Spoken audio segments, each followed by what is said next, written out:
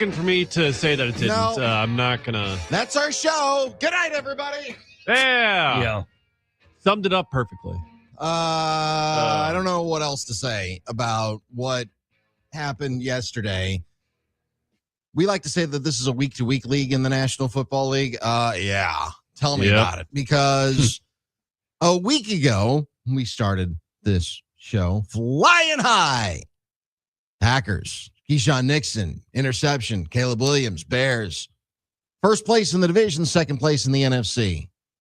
And the Bears went from the number 1 seed to the number 7 seed. And right now, the Packers go from the number 2 seed to the number 7 seed. And their best player, arguably, their best player is out for the year. Anything that could have possibly gone wrong for the Packers, aside from Jordan Love getting injured, which he didn't get injured, thank God. And I'm not trying to manifest that on any level. Knock on wood somewhere. Got to find some. The door, I think, is. Use the noggin. Yeah, after yesterday. Everything that could have possibly gone wrong for the Green Bay Packers went wrong for the Green Bay Packers. The Bears won big time. So they're now back in the second slot behind the Rams, who won again. If there's any, I don't know if it's a saving grace. I don't root for, I don't know. Los Angeles teams? I don't necessarily, well, I don't care about it. I don't care where I don't necessarily root for the, I'm not one of those, the friend of, or the enemy of my enemy is my friend. I'm not necessarily that guy. Yeah. However, the Detroit Lions are 8-6, and they might be the saving grace that keeps the Packers in the playoffs. But now we have to talk about what are your expectations, because in the blink of an eye, Green Bay went from the number 2 seed in first place in the division to the number 7 seed and hanging on by a thread. Although, thanks to the Los Angeles Rams, they clobbered the Detroit Lions, dropping them another spot below Green Bay. So right now the Packers 9-4-1, last spot in the NFC playoffs. Detroit still alive, but 8-6-1. Carolina 7-7. Dallas 6-7-1, and everybody else has been eliminated. Yeah, you added an and 1 to Detroit, but yes, 8-6 as it stands. They'd have to win out, and the Packers would have to lose out. I think that's the only path for the Packers to miss the postseason. I know last week, Doug, I posed the question to you, hey, what do you think's more likely, 1 seed or out of the playoffs? And your opinion was out of the playoffs, and they're trending closer to that now, right? I mean, well, ain't going to be the number 1 seed probably. Rams will really have to falter. The Packers have to take care of business, of course, against the Bears this week. But yeah, yesterday was not a particularly positive outcome. I would say that they had every chance to potentially still win it, even though they lost those guys to injury. So there's credit where credit's due there. The Packers fought, and they were certainly in it to the end. I thought Josh Jacobs had a hell of a day.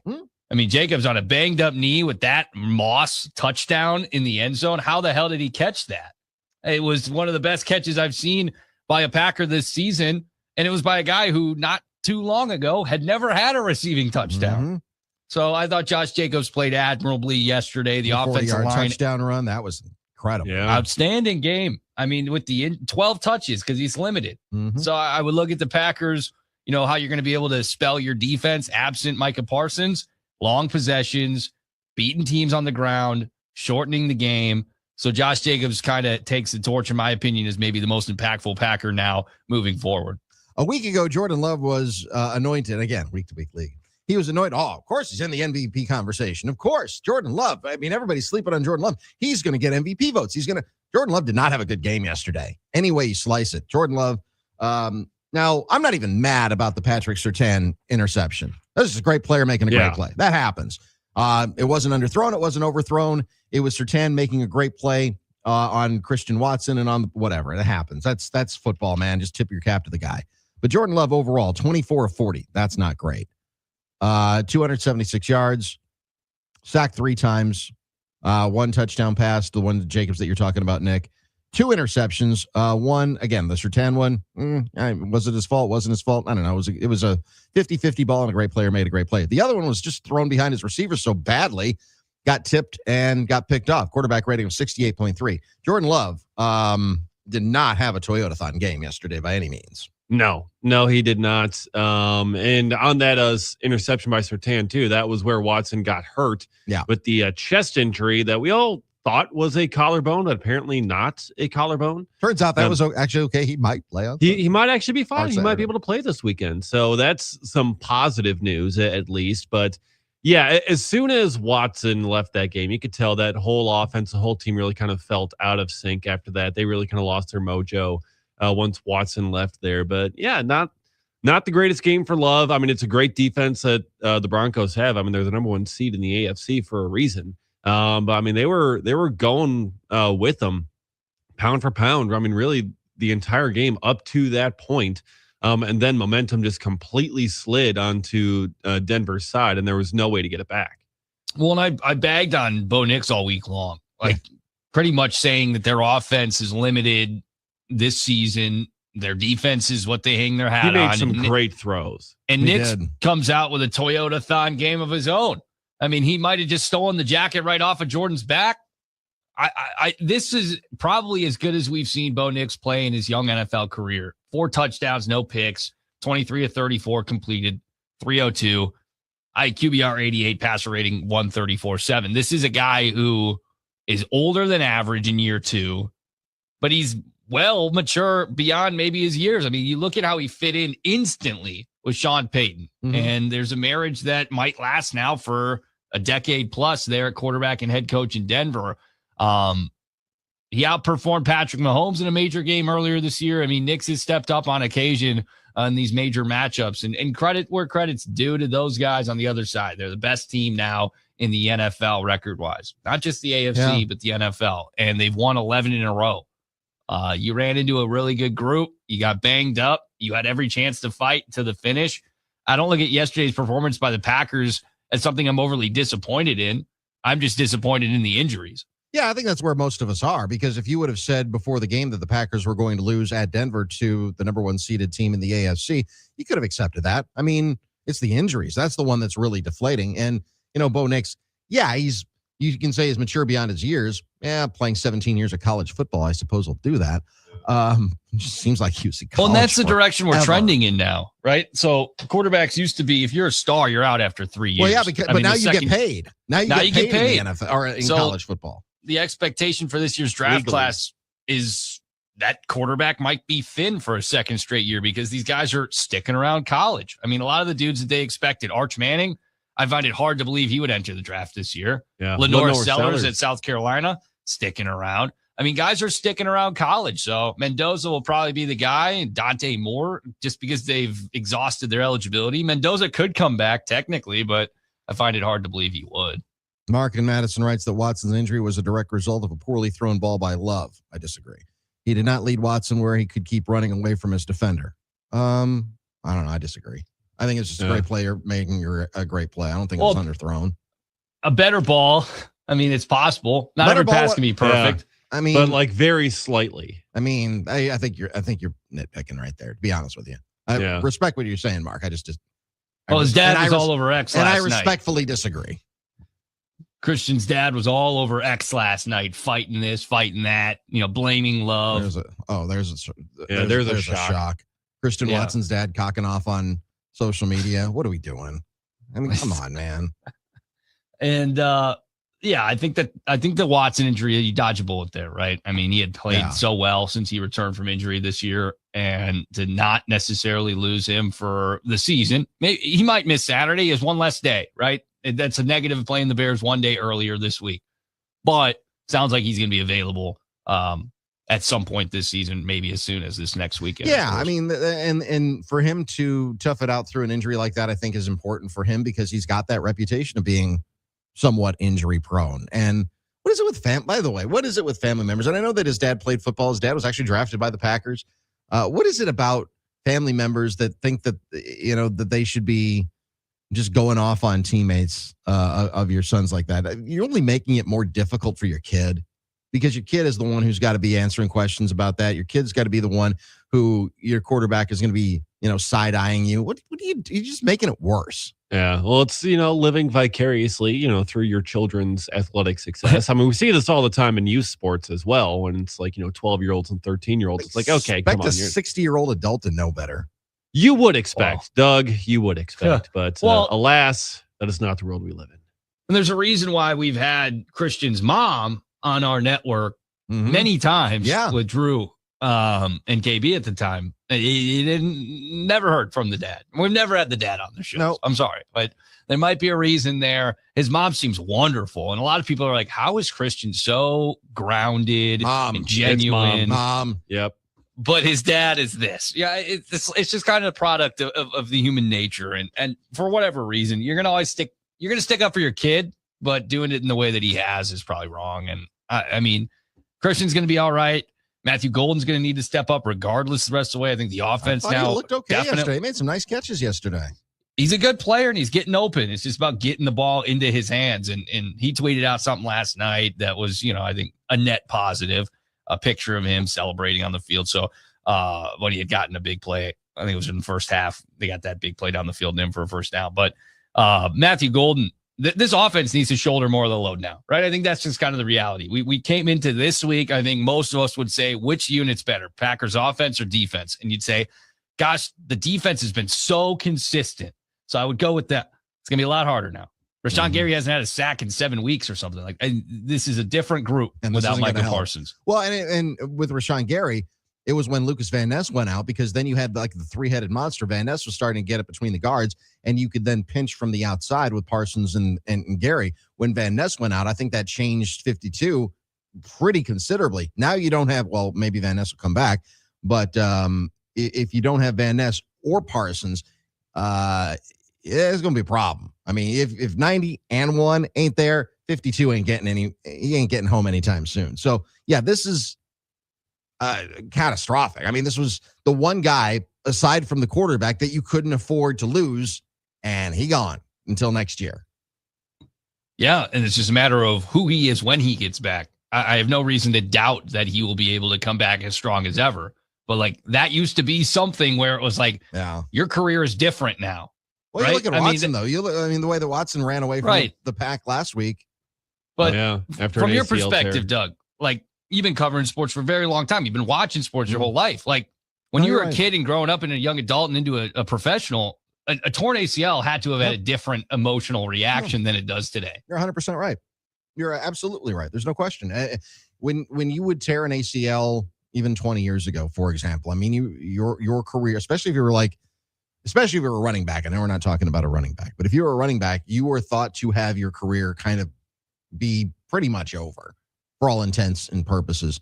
And you could say the same thing about an edge rusher to a certain extent, because they use a lot of the same muscle movements that a running back might, just even maybe with a little bit more leverage to try to get through blockers. But I mean, the way that modern medicine has changed the game. I mean, just in baseball, you had Tommy John surgery, 25 years ago. You were not necessarily looked at as someone who could come back and perform at a high level. And right now it's almost like a rite of passage. You have a Tommy John surgery. Yeah, you have to miss some time. You can come back stronger than ever. Yeah. Nowadays. You can even have 2 of them and be fine. Sure. There's even guys who have had 3 and still try to come back. So I had to double check here just so I wasn't wrong. I wanted to make sure I put it out there for you to maybe comment on.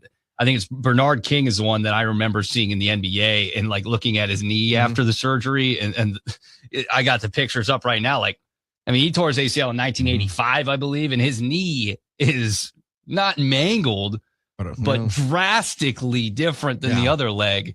And it limited his upside. Like Bernard King was a great player too. Yeah. And it just, you have these injuries and they drastically change your life and your career and they limit you. I don't think that'll be the case with Micah. You see guys come back with ACL. Peterson won MVP after tearing his ACL, right? So there's something to be said there.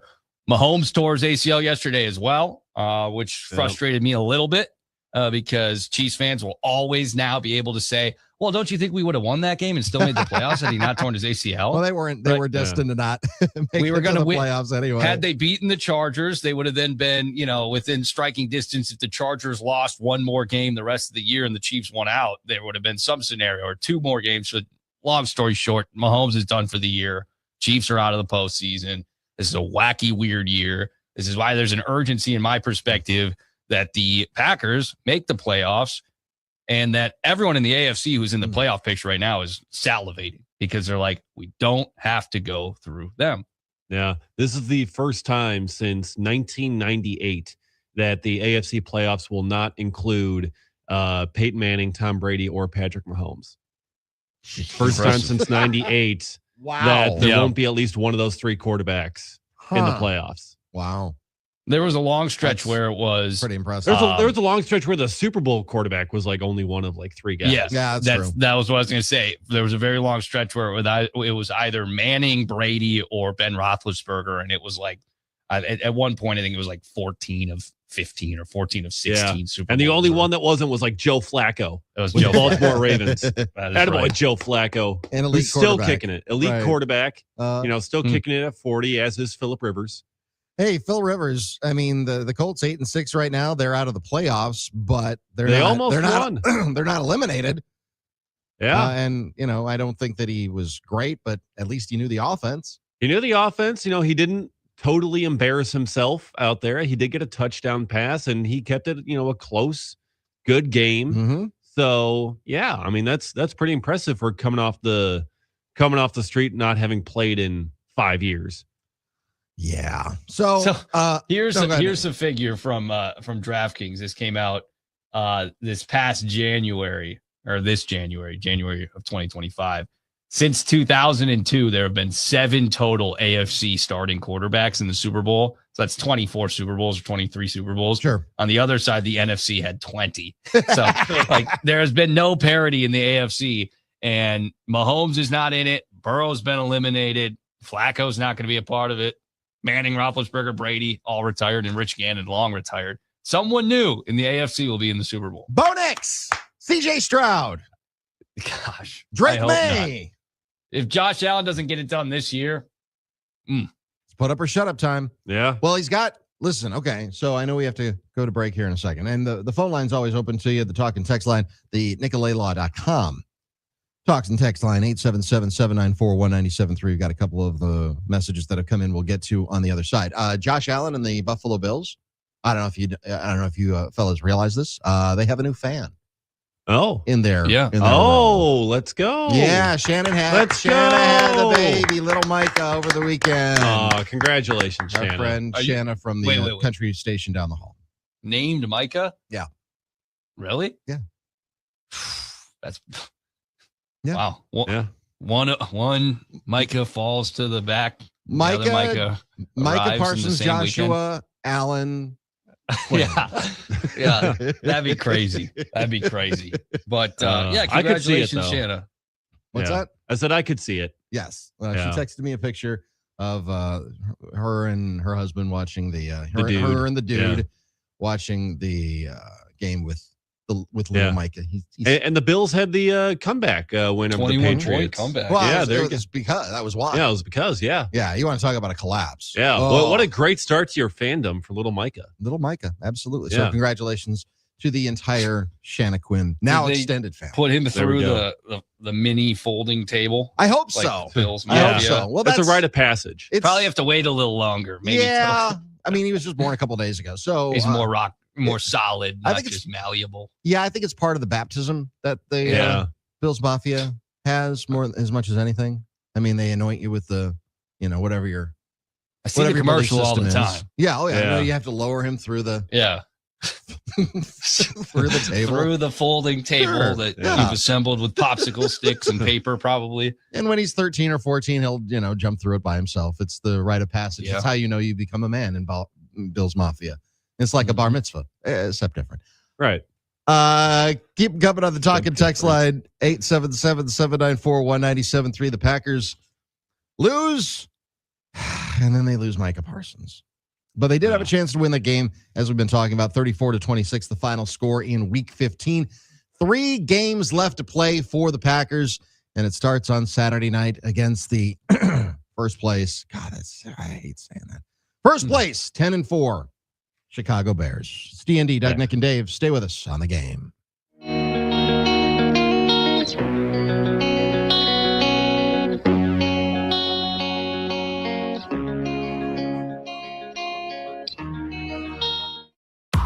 Want to watch D.N.D? They're live on YouTube, Facebook, and X right now. There you go. There we go. Just search 97.3 The Game.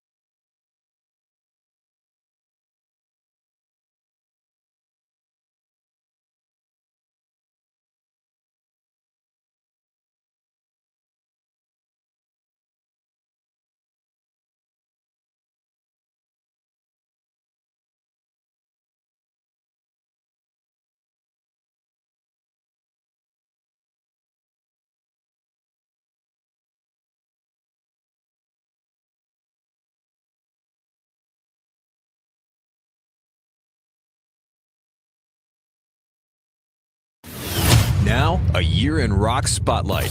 1974. In April, Diamond Dogs is a #1 album in the UK for David Bowie. It goes to #5 in the US. Rebel, rebel, you torn your dress. Rebel, rebel, your face is a mess. Rebel, rebel, how could they know? Hot tramp, I love you so. In June of 1974, Chicago funk band Rufus, featuring lead singer Shaka Khan, score a #3 hit with Tell Me Something Good. UK supergroup Bad Company have a #1 album and a top 5 single, Can't Get Enough. I can't get enough of your love. I can't get enough of your love. I can't get enough of your love. Yeah, this one. Oh, come on, baby. And Dutch hard rock band Golden Earring have a #13 hit with the single Radar Love. We've got a light in the sky. Radar Love. Keep listening to iHeartRadio for more from 1974. Coming up. Now, a year in rock spotlight. 1969. Keep on burning. Proud mirror, keep on burning.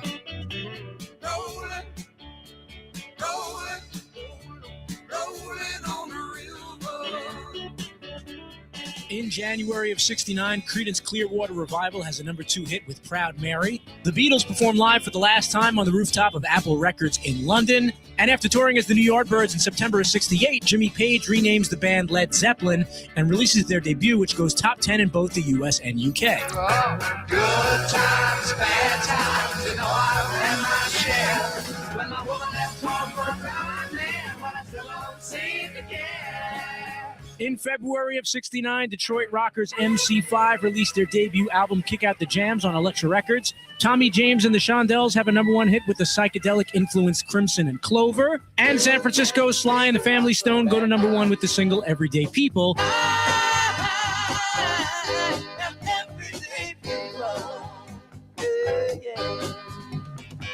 Keep listening to iHeartRadio for more from 1969. Coming up. iHeartRadio is the easy-to-use app for music and radio. Download the free iHeartRadio app today. slot. O'Hara turns, shoots, scored! The Milwaukee Admirals take a 5-game losing streak into a school day game at Chicago on Wednesday. Far dot, slot, shot, score! Face off at 11 a.m. on Fox Sports 920 and the iHeartRadio app. Our favorite 4-letter word. Free. Free. Download the free iHeartRadio app for all your music, radio, and podcasts.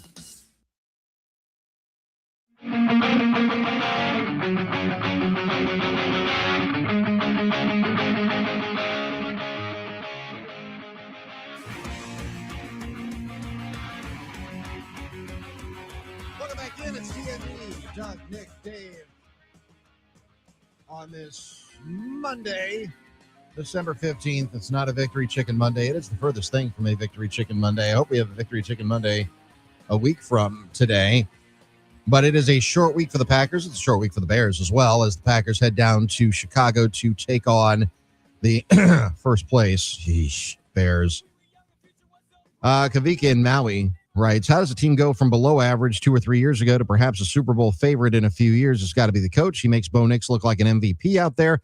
The defense is all world. I knew they had a great back end, but damn, they don't even have receivers. Sutton's a good receiver. Cortland Sutton's a good receiver. Yeah, he's not bad.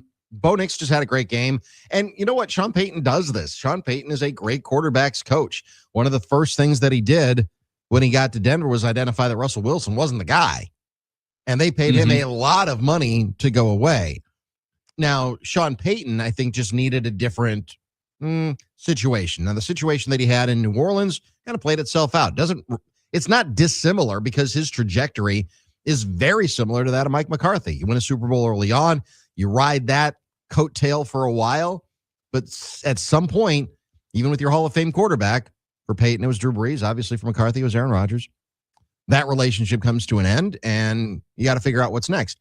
Peyton went into television, kind of rehabbed his image maybe a little bit there, and Denver threw a boatload of money at him, and now he's rejuvenated. So, well, they traded for him, I believe. Yeah, they still had to get the rights from him. Yeah, they still had to get the rights from him from the Saints. And I think that was like first round picks. So, I mean, that was part of it. Overall, I look at Sean Payton and what they're doing there, and I think it's kind of similar to what the Packers have. When people say that they don't have any receivers on the other side, who do the Packers have that you would say definitively is better than Cortland Sutton? My opinion, nobody. And I think that they have a really deep wide receiver room similar to the Packers, where you look at what Troy Franklin does for them, Pat Bryant, a rookie, Lil Jordan Humphrey came back yesterday, Marvin Mims is a speed demon. I mean, you're looking at a good team. They are pretty similar rosters, the Packers and the Broncos, in my opinion. So I would look at them as a better version of where the Packers are at, probably because they're healthier. Yeah, and certainly the Broncos get after the quarterback as well, but they also have an elite with a capital E player in the defensive backfield. Sure. Yeah, and that's probably the difference there, right? When you look at the cornerbacks, the Packers' problem is that I think Keyshawn Nixon and Carrington Valentine are simply like C-level players. They're Jags. And it's like they're just a guy. I mean, they're fine. They're okay, but they're not elite. Yeah. And when tasked with playing a deep wide receiver group, they're not good enough. It's just not good enough. I would just like Carrington Valentine to actually like use his arms to tackle just one time. I'd like him to use just one time. I would like him to catch a ball that's thrown into his arms. Yeah. Listen, I know there's a reason, as they say, there's a reason these guys are don't corners play wide receiver. Yeah. But my goodness gracious, just lock up a ball at one point. I mean, how many balls went right in and out of their hands? And not just yesterday, but all season long. Yeah. I mean, they should have had a ton of interceptions from Jameis Winston. Their defensive backs they've been breaking up some passes, not as many as I'd like, but they've been breaking up some. But they can't get they can't squeeze the ball. It's in their hands. Well, it's like, right to them. Like, come on, man. Give me what benefits them is that the Packers pass rush is making their lives easier. Yeah, of course. Well, what happens if the pass rush goes away like it did yesterday? They get torched and may for the rest of the season. That's the problem, right? That's where the Packers are in rough shape. Just to finish the thought on Sean Payton, the Saints actually received a first-round pick in 2023 and a second-round pick in 2024 in return for Sean Payton and a third. So, worth it. Yeah, a first-round pick traded. Because Payton quit while he was still under contract. Is that? Yeah, that is right. Okay. He stepped away because the Saints were terrible, and he didn't want that grind. He was dodging. He didn't want to be part of a rebuild, is what you're saying? Heard that before. Yeah. I can understand it. I mean, head coaches, it's probably sure. less fun to be a part of a rebuild than it is to be a player. I mean, because players are getting paid. I mean, Peyton was getting paid, but the players are getting paid big bucks. And yeah, well, and a lot of times a new contract elsewhere. And a lot of times too, as a coach, like if you're going through a rebuild, you generally don't make it through to the end of the rebuild, because then once they start getting closer, it's like, okay, now we want to bring in a new coach to kind of, take it the rest of the way. I feel like you see that a lot of times. Sometimes you need a coach to take it the rest of the way. Exactly. So I mean, sometimes, you get to a certain level, and then you've gotten as far. You've gotten as far as that coach can take you, and you need someone else to take over. And certainly, there's going to be questions about Matt LaFleur when it comes to that, because they've had regular seasons that have been very successful with Matt LaFleur, but they just haven't had any January success under Matt LaFleur. And this is year 7, 8 with LaFleur. I think. We started in 19, 25. Yeah. So this is 7. Yeah. Year 7. So at some point, I mean, this year is kind of an anomaly just because of, some of the injuries, but going into the game 24 hours ago, the Packers were looked at as a legitimate, absolute, true, everybody stays healthy, which everybody didn't, Super Bowl contender. Yeah. That was the talk. I mean, go back and listen to all of the, Good Morning Footballs and listen to all of the talking heads nationally. They were all saying the exact same thing. Jordan Love is an MVP candidate. Ain't nobody saying that today. Yeah. Ain't nobody saying that today. They're all too worried about Micah Parsons. Well, I mean, Jordan Love didn't have a good game yesterday. Yeah. That's the bottom line. He did not have a good game. You can spin it however you want to spin it. He wasn't good yesterday. Yeah. I mean, not good enough. 24-40 that's not great. No. And Matt LaFleur, I imagine, not super thrilled with the results there. No. Are we ready for Matt LaFleur? We are ready for Matt LaFleur. Here's a few minutes of the Packers head coach after yesterday afternoon's loss to the Denver Broncos 34-26 at Empower Field at Mile High in Denver, Colorado. It's obviously a really tough night in a lot of ways in regards to losing the football game. Give Denver a ton of credit. That's a really good football team. I thought it was a dogfight for most of the game, and then they kind of ran away with it in the second half. But it was also a double whammy for us, just losing some pieces that are critical for our success. But that's the name of the game. I told the guys nobody's going to feel sorry for us, and we got to rally around one another, and everybody's going to have to elevate their play. Yeah, it doesn't look good, so I'll leave it at that. What goes through your mind when you see that happening on the field, especially to that guy? I think same thing that goes through my mind when I see any player for that matter. You don't wish that on anybody. So, but it's obviously tough. I mean, we all know what type of player he is and the impact he's had on our football team. And to lose somebody like that it's tough. But there's, like I said, nobody's going to feel sorry for us. We got to find a way, and guys got to rally around one another. What is the severity of Christian's injury? I don't have an update on that. He did. Yeah, they did a CT or on him, so we'll have more tomorrow for you. Beyond just the football side of it, how do you keep your guys together emotionally, mentally after the number of guys got hurt and the importance of the guys who did get hurt tonight? Well, I think it's easy. I think we got a connected team, and I think I know how our guys will respond, and we got a great test coming up. Going to Chicago, a game that went down to the wire last time we played, and obviously they rolled today, so it's to go back on top of the division. So I know we're going to get their best, and they're going to get our best.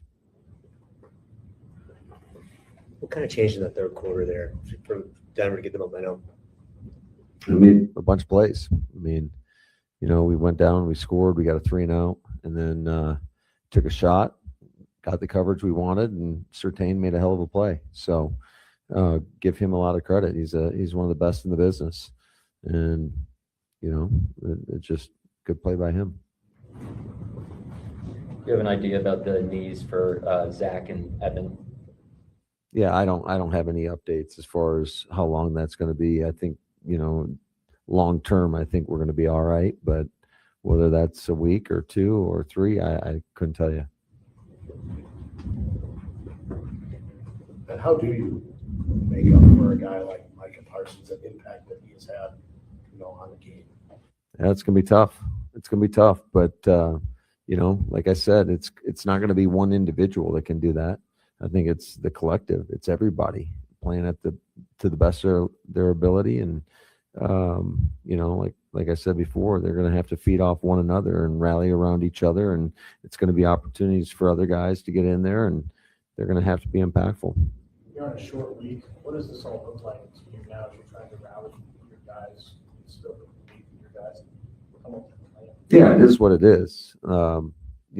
Like everybody faces adversity, everybody faces injuries, everybody has challenges. It's the National Football League, and you can't do anything that's out of your control, and it's all about how you respond to it. And our guys are going to have to get back into the training room and get healthy, and we'll put together a good plan and then just go compete on Saturday night. You're going to have to do things differently offensively. We'll see. I don't want to get into all that. I mean, we'll come up with a plan. What did you think of what Josh Jacobs gave you tonight? Yeah, I thought he did a hell of a job. Obviously, that touchdown reception was huge. Broke off a 40-yard run. Probably should have given him more opportunities when you look back in hindsight. And just we knew this is one of the best pass rushes in the league, and you could feel it at the end of the game. Just their ability to get, whether it's Jordan off the spot or get to him. And we had plenty of opportunities and just didn't get it done. Is Christian staying overnight here? I don't have an update on that. What made you hope next such a tough coast? Well, he's a great athlete, number one, but I'll have to go back and truly sit back and watch the tape. But the guy made a ton of plays. He made plays in rhythm. He made plays off schedule. So, and that's what the great ones do. And he played great tonight. Got 10 penalties today. Is that a discipline thing? Is it more so just how the game went? Yeah, I mean, some of those are inexcusable and totally within our control. And that obviously was a contributing factor into us not having the success that we would like to have. I mean, we have them 1st and 25 and we get a penalty. There was a late one where, we thought they should have held the ball. They didn't. So, but that's just, there was a lot of them out there. Obviously, you can't have that many penalties, especially against a really good football team. Was the mood in there different than just after a regular loss because of the injuries and the significance of them? Is it a room you had? I can't speak on that. It is what it is, and it always is pretty, I would say, somber. It means a lot to these guys. There's a lot of time invested into it, and it should hurt. Why are we doing this if it doesn't hurt? So, but obviously these guys, like I said, they're a tight, connected group, and when they see one of their brothers go down, nobody wants that in this game, whether it's your own teammate or it's the opposition. You hate to see injuries. Packers coach Matt LaFleur, stating a bit of the obvious after the game yesterday. And, all indications point to Micah Parsons with the torn ACL out for the year, but we will not hear from Matt LaFleur today. Normally we have a Monday news conference with the Packers head coach. There is no media availability in Green Bay because of the short week. So we will have tomorrow, Tuesday will be their general Wednesday. So they try to just shift everything a little bit. So, but it's tough and everybody hurts. They do. They do. Play us out, Michael Stipe.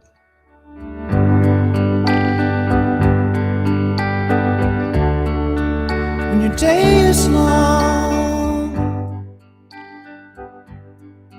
and the night is yours alone.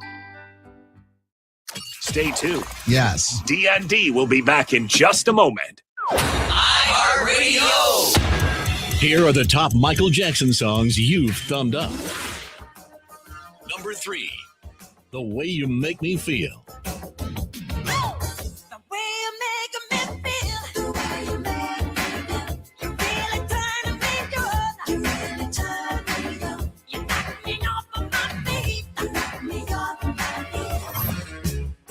2. Beat It.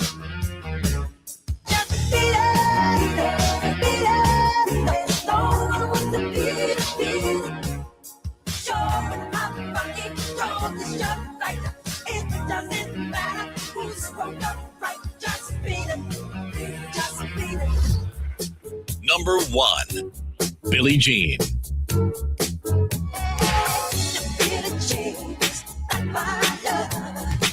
She just a girl, and then I'm the one. That's not my son.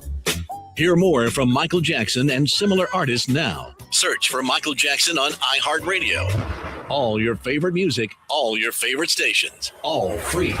iHeartRadio. Here are the top Bryan Adams songs that you've thumbed up. Number 3. Run to You. When it gets too much, I need to feel your touch. I'm gonna run to you. I'm gonna run to you. 'Cause when the feeling's right, I'm gonna run all night. I'm gonna run to you. Number 2. Heaven. Baby, you're all that I want. When you're lying here in my arms, I'm finding it hard to believe we're in heaven. Number 1. Summer of '69. Standing on your mama's porch, you told me that it lasts forever. Oh, when you held my hand, I knew that it was now or never. Those were the best days of my life. Hear more from Bryan Adams and similar artists now. Search for Bryan Adams on iHeartRadio. All your favorite music, All your favorite stations, all free. iHeartRadio. Here are the top Hall & Oates songs that you've thumbed up. Number 3. Kiss on My List.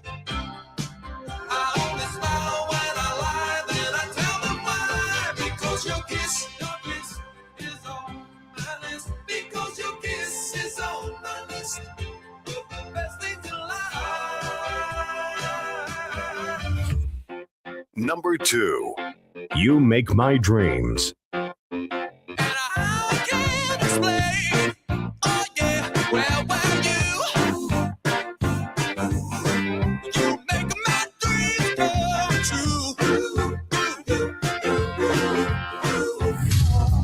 Number 1. Man Eater. Oh, here she comes. Watch out, boy, she'll chew you up. Oh, here she comes. She's a man eater. Hear more from Hall & Oates and similar artists now. Search for Hall & Oates on iHeartRadio. All your favorite music, all your favorite stations, all free. It's a Saturday night smackdown. The Green Bay Packers travel to Chicago to take on the Bears. Presented by Robert Heck Diamonds. They buy gold. See them at Greenfield or Brookfield on 95.7 Big FM. I just wanted to say I listen to you on iHeartRadio. iHeartRadio. Download the free iHeartRadio app for all your music, radio, and podcasts. Where's the drums?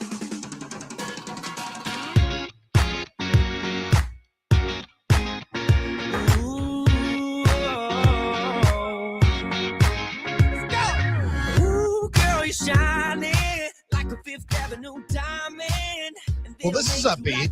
I'm trying to, make it a little bit more positive. Is this you celebrating your victory over me in fantasy football? Oh no, I got another song. For Oh, that, great! but, I can't wait for that. Yeah. No. Welcome back in. It's D.N.D. Doug, Nick, and Dave. Yeah, Dave beat me. Yep. Nothing. The last 2 weeks, I have probably left more points on the bench than any fantasy football owner in the history of the planet. Yeah. It wasn't great. Who could have thought Kyle Pitts would put up 40 points? Even my on the third bench? string quarterback that I benched, that I picked up last week, C.J. Stroud, did better than the rotting shell that became Lamar Jackson this year. Yeah. Yeah, You got some tough luck yesterday with Lamar. Real tough luck. I mean, they had They had an opportunity later in the game to get another possession, only up by 17. Would have been a whole bunch more points for you had they marched down the field. Instead, Kyle Van Noy gets the interception and hands it off to his teammate, which then goes back for 6. And then they're up by 24. And they say, you know what? Why put Lamar back in? Yeah, and then it was curtains. Yep. And Mark Andrews, of course, did nothing because Lamar did nothing. Yep. And Tony Pollard actually found the end zone, which was great. Jameson Williams, done, Dave. end zone. Yep, well done. Listen, Thank you. Sometimes you got to wear, as I said last week, sometimes you got to wear it. Today I'm wearing it. Yep. It's a tough one. Yep. But now we got to move on to the next round, see where it ends up going. But big day. very excited. So the question, I'm sure that Dave will have his my comeuppance is coming. I feel that in my bones. Yeah. Coming up a little bit later on in the program, John Alias will be joining us. Let's go. On the call on another station, but he's on our station in Madison for Wisconsin women's basketball. But he was on the call this weekend for Wisconsin women's volleyball in the Final Four, baby. Let's go. They weren't favored to get past Stanford. They got past Stanford. They weren't favored to get past Texas. Got past Texas. In 4. Bring on Kentucky. Let's go. Kentucky on Thursday in the Final Four in Kansas City. Wisconsin has a little bit of a track record eliminating Kentucky in the Final Four, don't they? They do, as a matter of fact. Yeah. It's been a minute, but but hey, history. Bring it on. History repeats itself sometimes.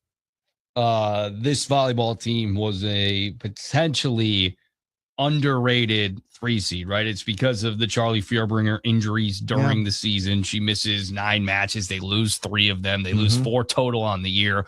The only one they lost with Charlie was at the Kohl Center early in the season against Texas.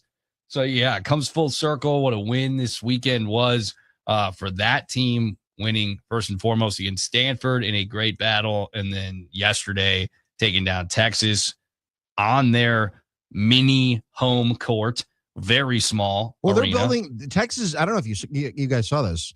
As welcome to volleyball talk. Texas is building their own volleyball only arena. Well, they should, and it is supposed. And they're an elite program. There's no question. But I mean, Wisconsin, they play at the Fieldhouse. I mean, that's a barn that's over 100 years old. They've got a great home court advantage there, and I don't. Personally, as long as it's structurally sound, I don't think the Fieldhouse should ever go away because it's such a home court advantage for the Wisconsin volleyball team. But Texas is building this volleyball edifice. I mean, it's just like the Taj Mahal of volleyball. So I suppose they do things bigger down in Texas, right? I've heard that. I've heard they do things bigger in Texas. But they're not going to be going to the Final Four. Except, actually, Texas A&M will. They actually also got a surprise win. Famously a different school, but also in the state of Texas. But they also kind of get a surprise win. That was over Nebraska, right? Undefeated Nebraska. Nebraska. They get the win in advance to the Final Four. So that should be fun. The other 3 seed, famously. The Nebraska corner. I mean, so you know who the elite volleyball programs are in the country. I mean, Wisconsin's always been there. Nebraska, Texas, Stanford, Indiana's been good. Louisville's been really, really good. Yeah. Louisville's been spectacular. Yeah. Kentucky. Florida's been very good. Yeah.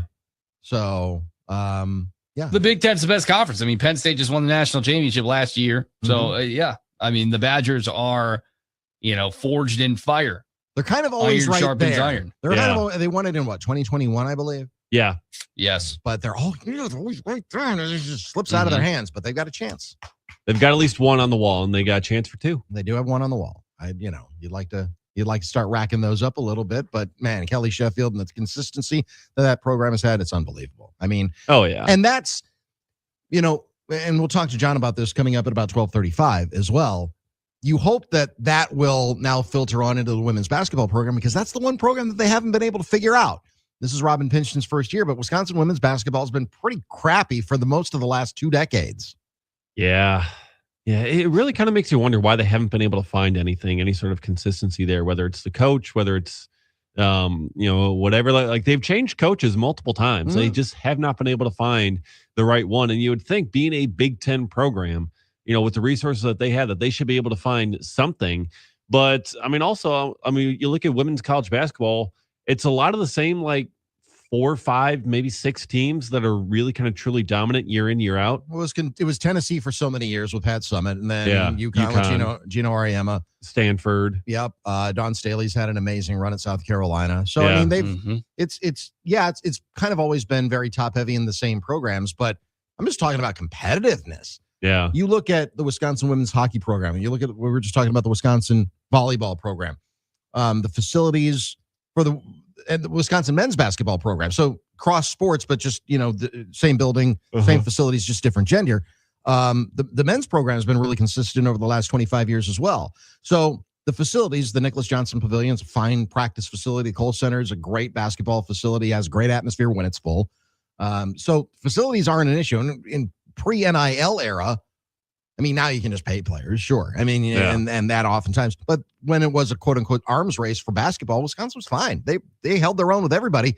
You just look at the success that Bo Ryan and then Greg Gard, specifically Bo Ryan, getting to back-to-back Final Fours, but Greg Gard's been pretty consistent as well.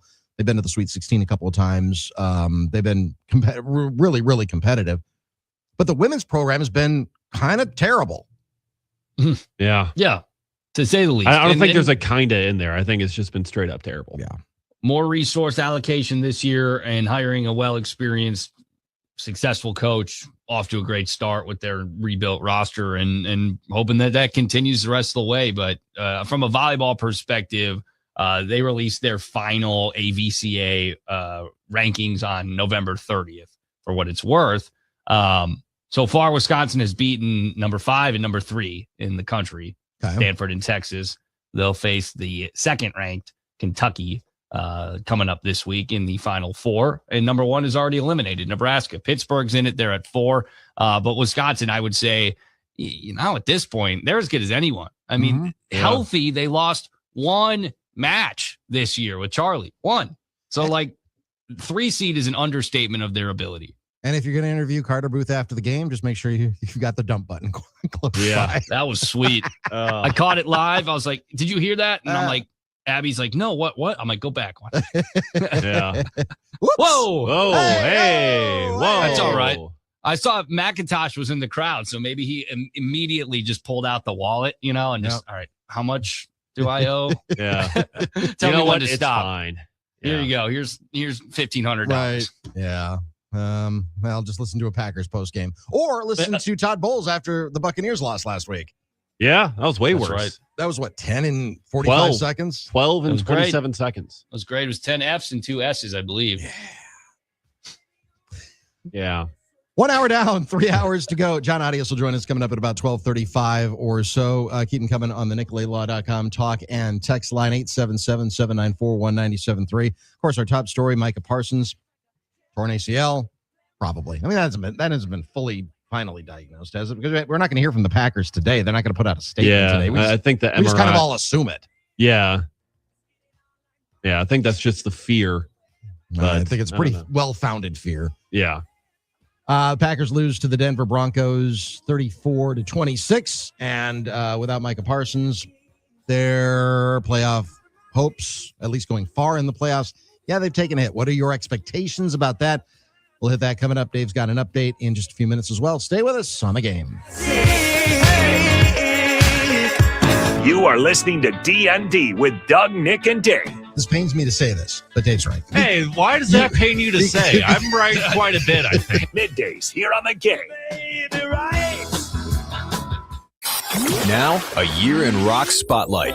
1971. The Doors released their 6th and final studio album, L.A. Woman, while Paul McCartney releases his 2nd solo album, Ram, which goes to number 1 UK and number 2 US. The album includes several jibes at John Lennon and the number 1 single, Uncle Albert Admiral Halsey.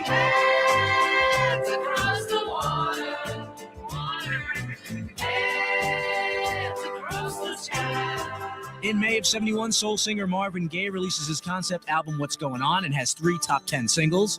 And Rod Stewart's 3rd solo album goes number 1 and has a number 1 single, Maggie May. Maggie, I wish I'd never seen your face. In July of 71, The Who releases Who's Next. It tops the charts in the UK and goes to number 4 in the US.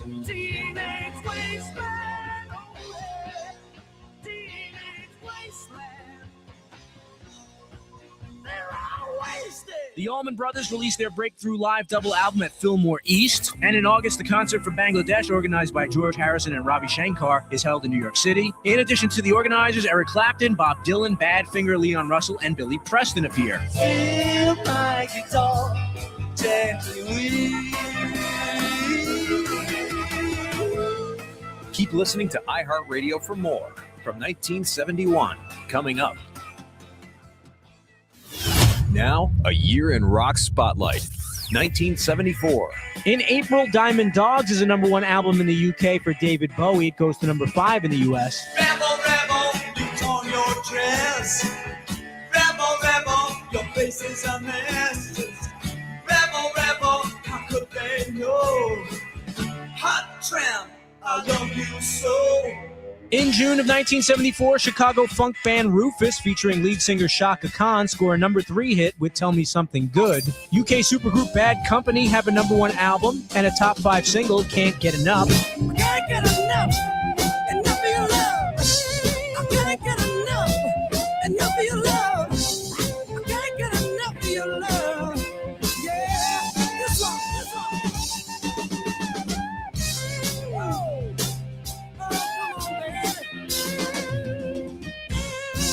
And Dutch hard rock band Golden Earring have a #13 hit with the single Radar Love.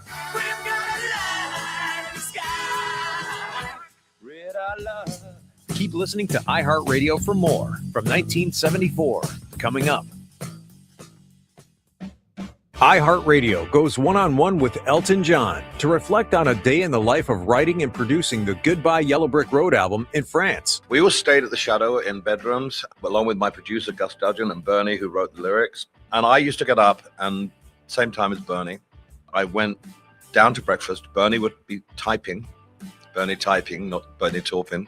And he would give me a lyric. And I would have my breakfast, and I would have a croissant, and wander over to the electric piano. We had our instruments set up around the breakfast table, a guitar amp, a bass amp, and a drum kit, and the electric piano, and a mic. And I would sit down and write a song to those lyrics. Hence, then, could I'd wake the band up, because I'd be playing and singing, and they'd come down and having their breakfast, or even before they started, they would join in, and we would write the song straight away. After we'd finished, we'd go straight over to the other side. Maybe we write 2, but mostly 1. Start the day off with a song, and go off to the other side of the courtyard to the studio and record the song, and then write in the studio. Keep listening to iHeartRadio for more Elton John and all your favorite artists. Now, a year in rock spotlight. 1973.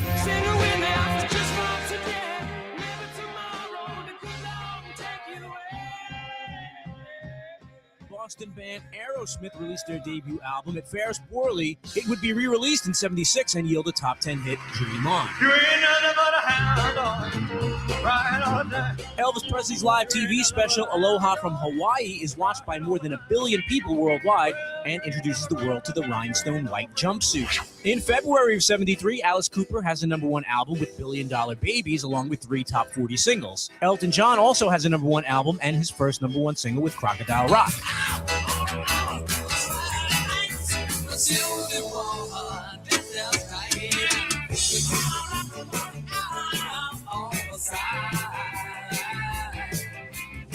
Paul McCartney and Wings have a #1 single with My Love, and the Stooges signed to Columbia Records and released their final album, Raw Power, produced by David Bowie. In March, Pink Floyd releases the now legendary Dark Side of the Moon. It goes to #1 and becomes one of the best-selling albums of all time. And everything under the sun is you. The sun is a place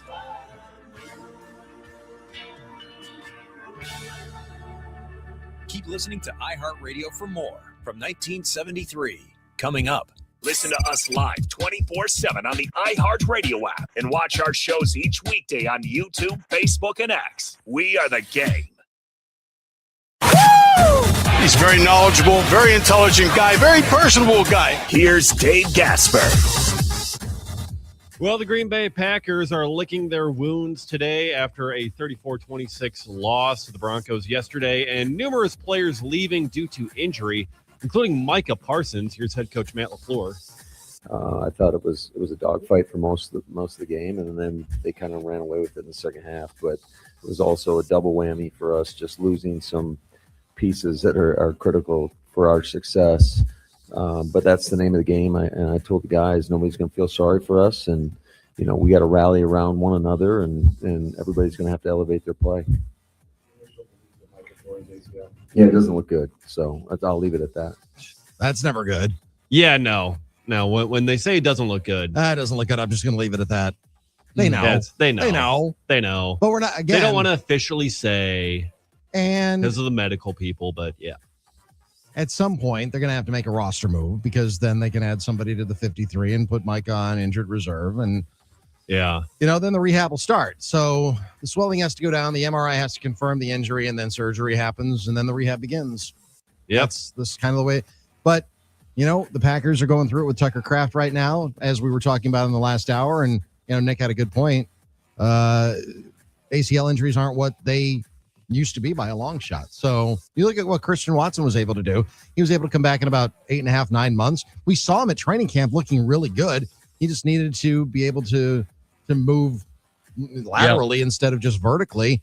And I tell you what, when he ran away from the pack last week on that 40, however long it was, touchdown catch over the middle from Jordan Love, nobody was catching him to the end zone. So it's not as fatal by a long shot as it used to be. No, it's not. So hopefully he can come back soon. Yeah, just basically a couple weeks earlier than what Christian Watson had last year when he tore his ACL at the end of the season, and he came back week 8. Yeah. So maybe early part-ish. Maybe around the quarter pole next season. Maybe everybody's different. Everybody's different. Everybody rehabs different, and but also if anyone's a freak of nature, it's probably Micah Parsons. Point taken. Yeah. Mm-hmm. So. Same thing with Christian Watson, freak of nature, with how he was able to come back. But get to the NFL, a lot of these guys are just freaks of nature. But medicine gets better, and these guys just attack it more. Yeah, absolutely. And speaking of, Christian Watson apparently avoided a severe injury. Not a lung injury, doesn't appear to be a broken collarbone either for Watson, and it sounds like he could play this weekend against the Bears. When he went out and they called chest injury and he's holding his arm, I think we all thought broken collarbone, easy for Christian Watson, but he's doing all right. Just trying to figure out what Nick is doing on the.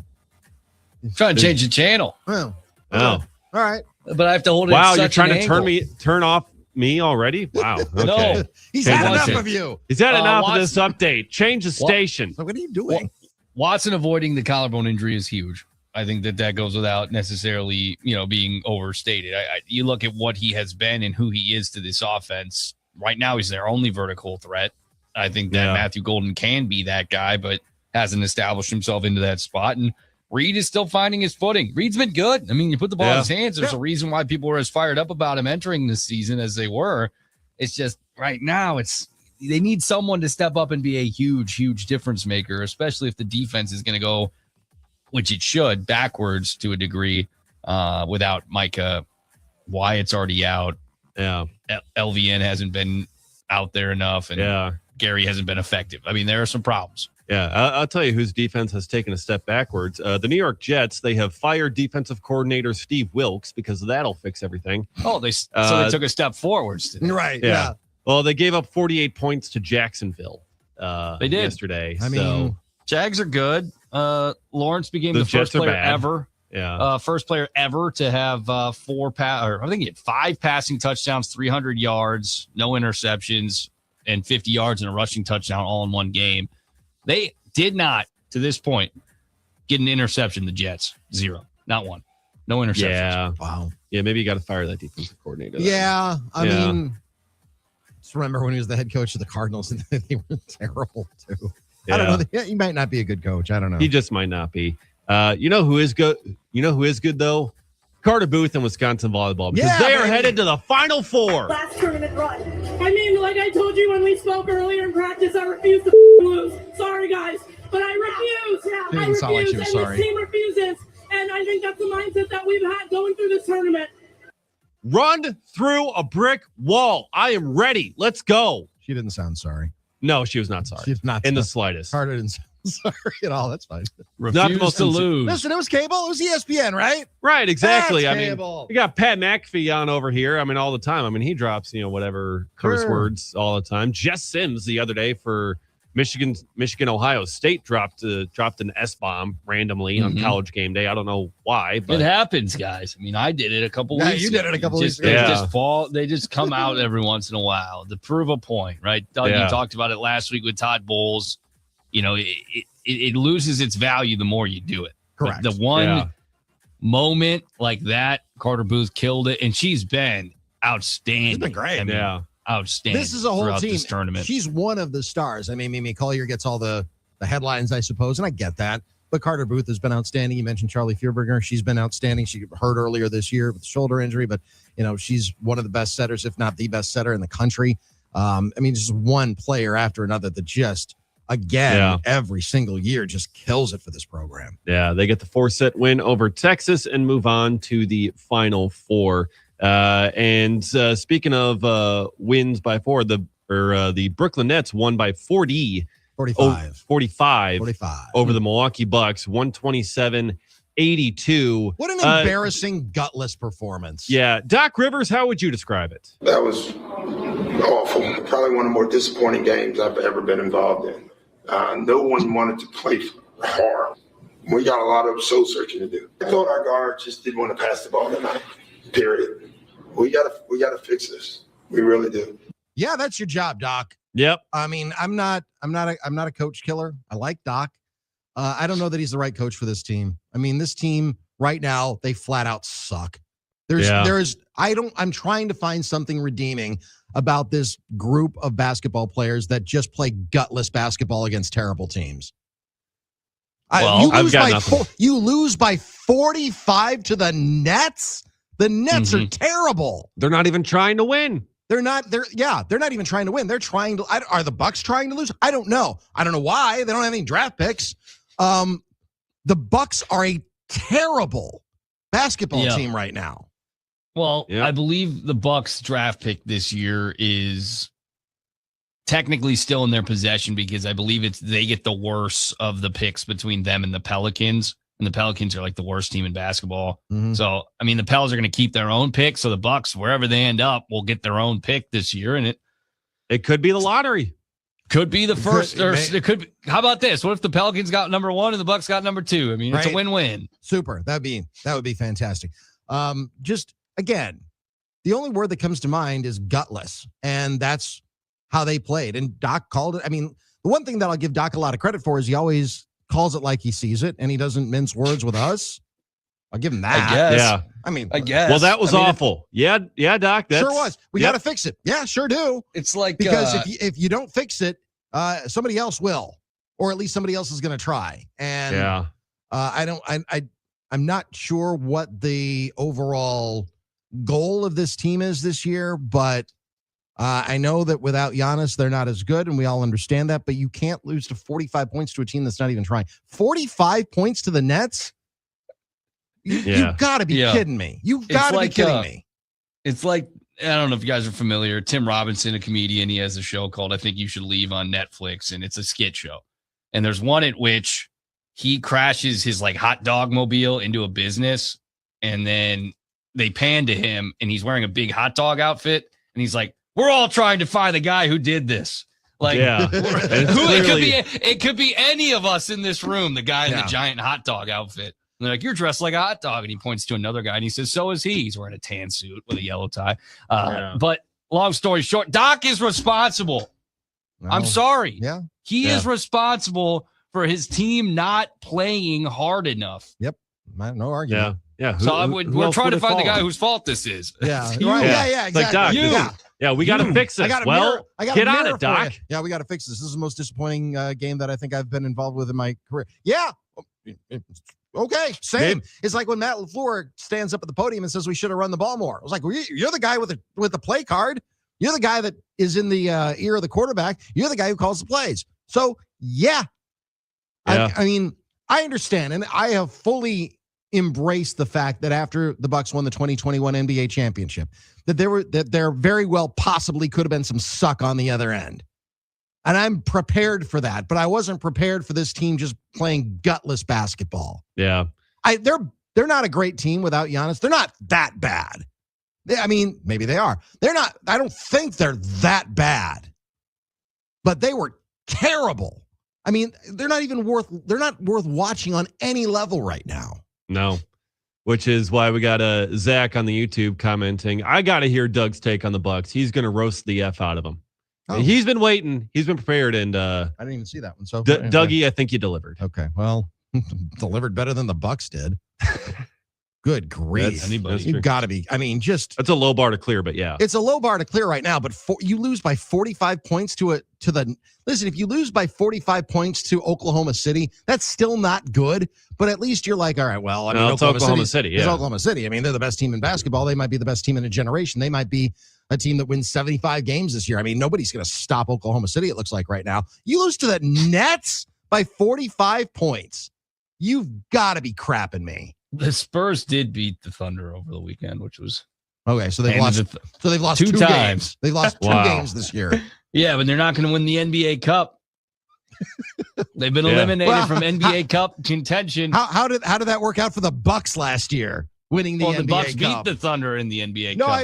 It's a banner. But yeah, it's a banner in the rafters. It's a banner with the most boring. It's just whatever font was cheapest. At the printers. Then they just threw it up on the. Is it still up there? I haven't been to a Bucks game this year. Do they still have that bed sheet up there this year? I would imagine so. Okay. It might have even been a strategic L for the Thunder, right? Because that extra game in the NBA Cup that doesn't count towards anything. Yeah, why maybe. even do it? Yeah, I mean, they've lost 2 games this year by a combined 4 points. Right. They lost by 2 again to the Spurs. Well, and the first game that they lost was on the business end of a back-to-back where they had it was on the road. Who did they lose to? The first game? Portland Trailblazers. Portland. Okay. So it was the business end of a back-to-back, and they had played like 3 games in 4 days or something like 5 games in 7 days or something like that. And okay, you lose. I think it was in overtime by 2. Whatever. That's, they are a juggernaut. Yeah. Yeah. It's a shame. Yeah. There's just kind of the way that they're built is just incredible. Yeah. I mean, Sam Presti, what he's done. Unbelievable. But he's always, Sam Presti's been such a good executive for so long. Yeah. He knows he's such a good, and to identify a guy like Mark Daigneault to get the most out of these guys. I mean, Mark Daigneault's one of those guys who could walk down the street of just about any city in America that's not Oklahoma City and not be recognized. But he's an elite coach. Maybe that's the difference with in the NBA as opposed to some other sports. I mean, you can get guys from the G League or whomever who just have a good scheme and can get the most out of these guys. You don't have to have a big name. You don't have to be a former player. You don't have to be a household name by any stretch of the imagination. Yeah. You don't need to be a Jason Kidd type. That's what I'm saying. Those kinds of headlines. Yep. You don't need to be a Jason Kidd. You don't need to be a Doc Rivers. You don't need to be a lot of things. You don't need to be a lot of former players that come in and, Yeah. You look at Eric Spoelstra when he was elevated to the Miami Heat head coaching job when Pat Riley. I mean, you want to talk about a big name in the NBA for that era. Nobody knew who Eric Spoelstra was. Pretty damn good coach. Yeah. He's gonna wind up in the Hall of Fame. Yeah. Are the Bucks still paying Adrian Griffin? No, I don't think so. Are they finally out from that? I think they might be out from underneath that. I think he signed a 3-year contract. Well, we're all on it. They are still paying him through the 26-27 season. Oh, good grief. Oh my goodness. So, not this year, but next they'll pay him through next year as well. I thought they were done with that. Yeah. I guess they are not. You want to go back to having 3 coaches on the payroll? It's not listen, I ain't my money. Yeah. Finished up with Coach Budenholzer last year. They're finished up with Bud, but I think so. So is the NBA. Yeah. After what happened in Phoenix. I mean, he got roasted by Matt Ishiba when he got fired. Just roasted. We were competitive. We need to, our fans deserve better. Our players deserve better. Wow. Okay. All right. Bye.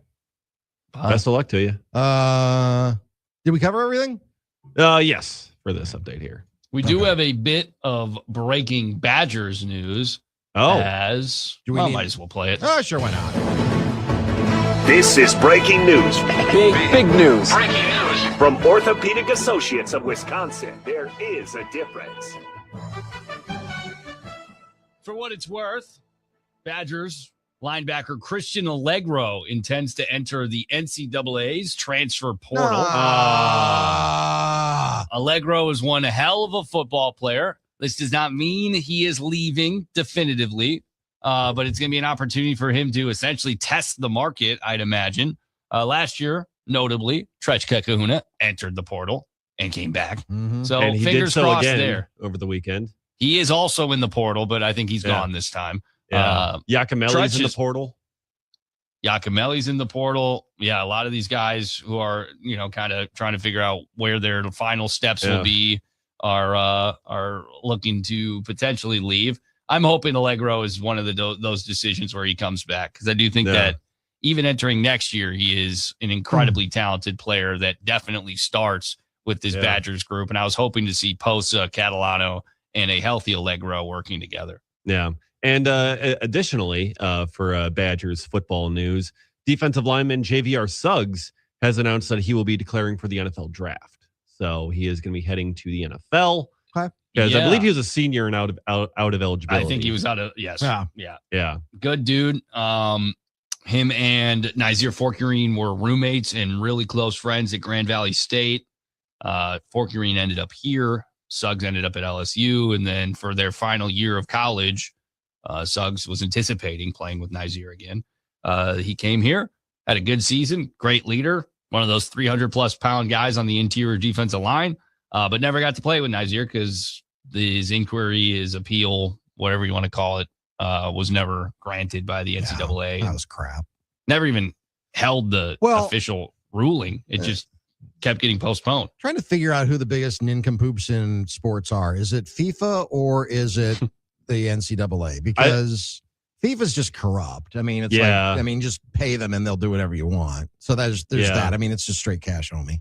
And then there's the NCAA, who their biggest, I guess, reason to exist is to say no to student athletes. I mean, they're supposed to be, allegedly, student athlete advocacy organization. They're anything but.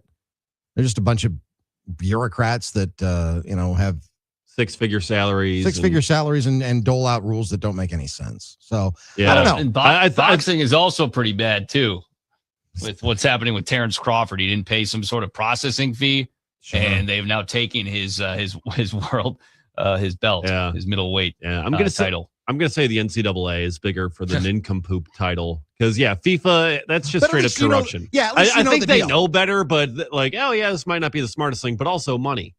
FIFA knows what they are, and everybody and the thing is, they're, like you said, they're not trying to hide it. FIFA's just corrupt. I mean, it's like, how did Qatar get a World Cup? Sure. Money, man, it rain, baby. Yeah, that's all you need.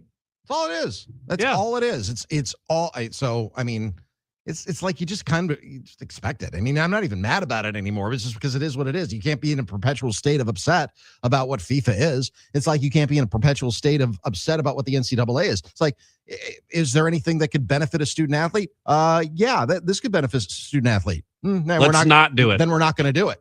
Yeah. Then we're not going to do it.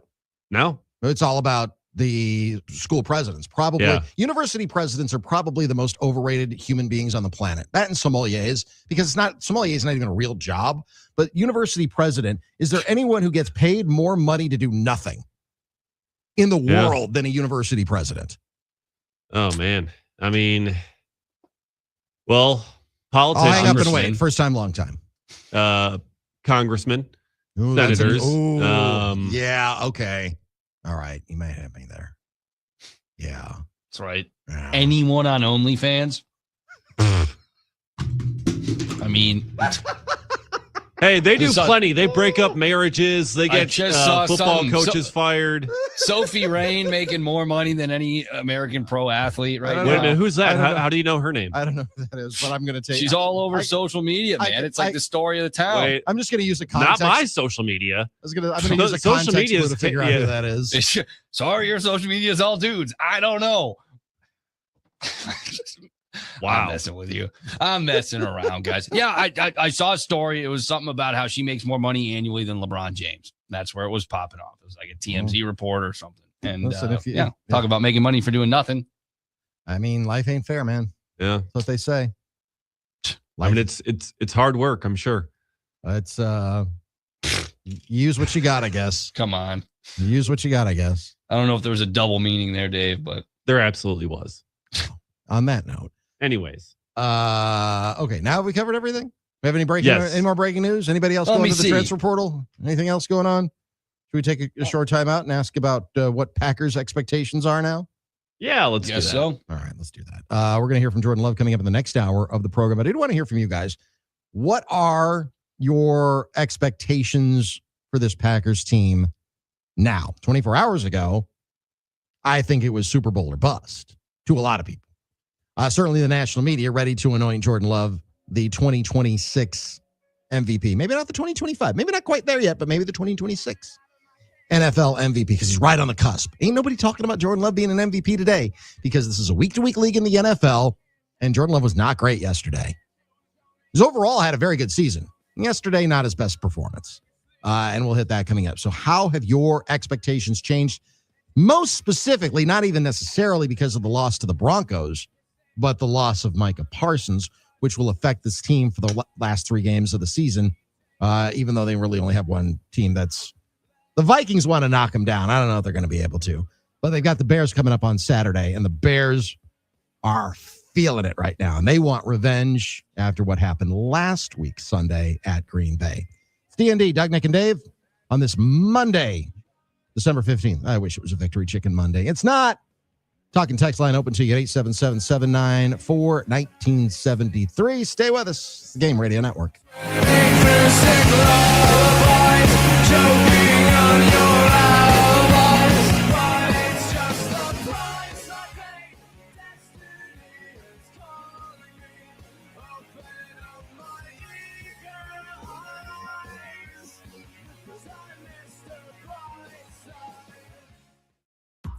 Want to watch D.N.D? They're live on YouTube, Facebook, and X right now. There you go. There we go. Just search 97.3 The Game.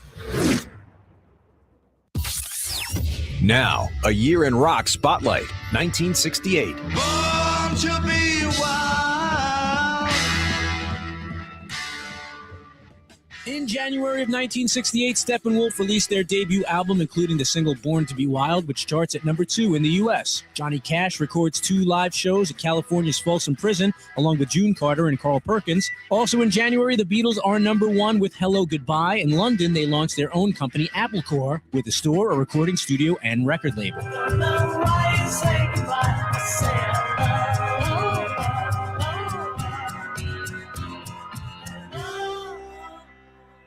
February of 68, Pink Floyd lead singer Syd Barrett is checked into a psychiatric hospital and the band replaces him with David Gilmour. The Beatles, Donovan, Mia Farrow, and others travel to India to study transcendental meditation with Maharishi Mahesh Yogi. And Bill Graham opens the Fillmore East concert venue in an abandoned New York City theater. April of 1968, the musical Hair opens on Broadway for the first of 1,750 performances.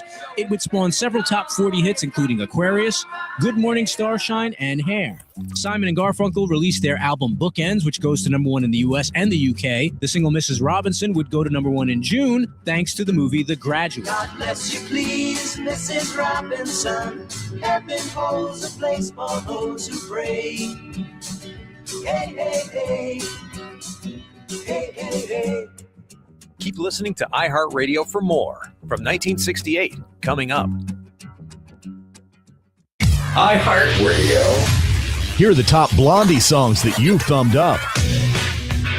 Number 3. One Way or Another. One way or another, I'm gonna find you. I'm gonna get you one day. Maybe next week, I'm gonna meet you. I'll meet you. Number 2. Heart of Glass. In between, what I find is pleasing and I feel it fine. Love is so confusing, there's no peace of mind. If I fear I'm losing you, it's just no good. You're cheesing like this. Number 1. Call Me.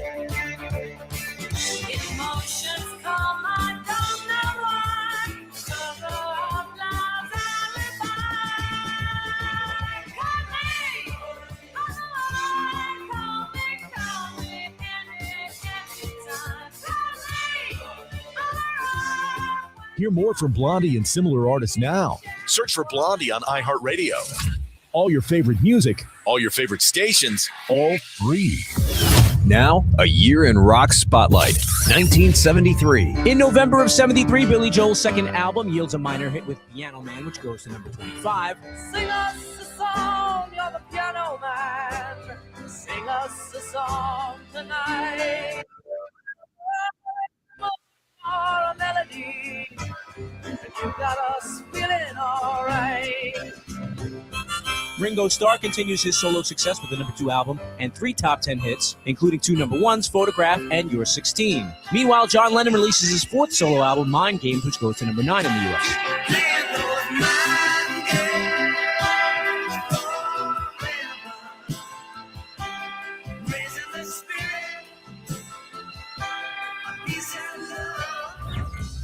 And in December, the single Taken Care of Business drives the second album by Canadian rock band Bachman Turner Overdrive to number 4. Emerson, Lake and Palmer released their 4th album, Brain Salad Surgery, which goes to number 11. And after passing away in a plane crash in September, Jim Croce has a posthumous number 1 with Time in a Bottle. Looked around enough to know you're the one I want to go through time. Keep listening to iHeartRadio for more from 1973. Coming up. iHeartRadio goes one-on-one with Rick Springfield to get some insight on his latest release, Rocket Science. It's a guitar-based record for sure, and I love big hooks, and it's not a country record at all. It's a rock and roll record, but it does have some country elements. Keep listening to iHeartRadio for more from Rick Springfield and all your favorite artists. We call it Wagertainment. All right, place your bets. Place your bets. VSiN, every night at 6. Presented by Potawatomi Sportsbook. Bet above the rest on Fox Sports 920. If you have a smart speaker, listening to WISN has never been easier. Just tell Alexa, Google Home, or Siri on HomePod to play 1130 WISN on iHeartRadio. Then sit back and enjoy the excellence. Walking.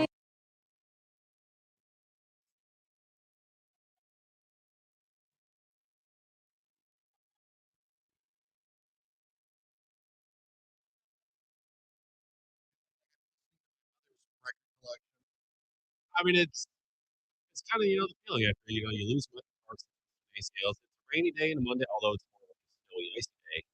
Nice here, but they didn't have that song unfortunately in the Carpenters album. It's rainy days.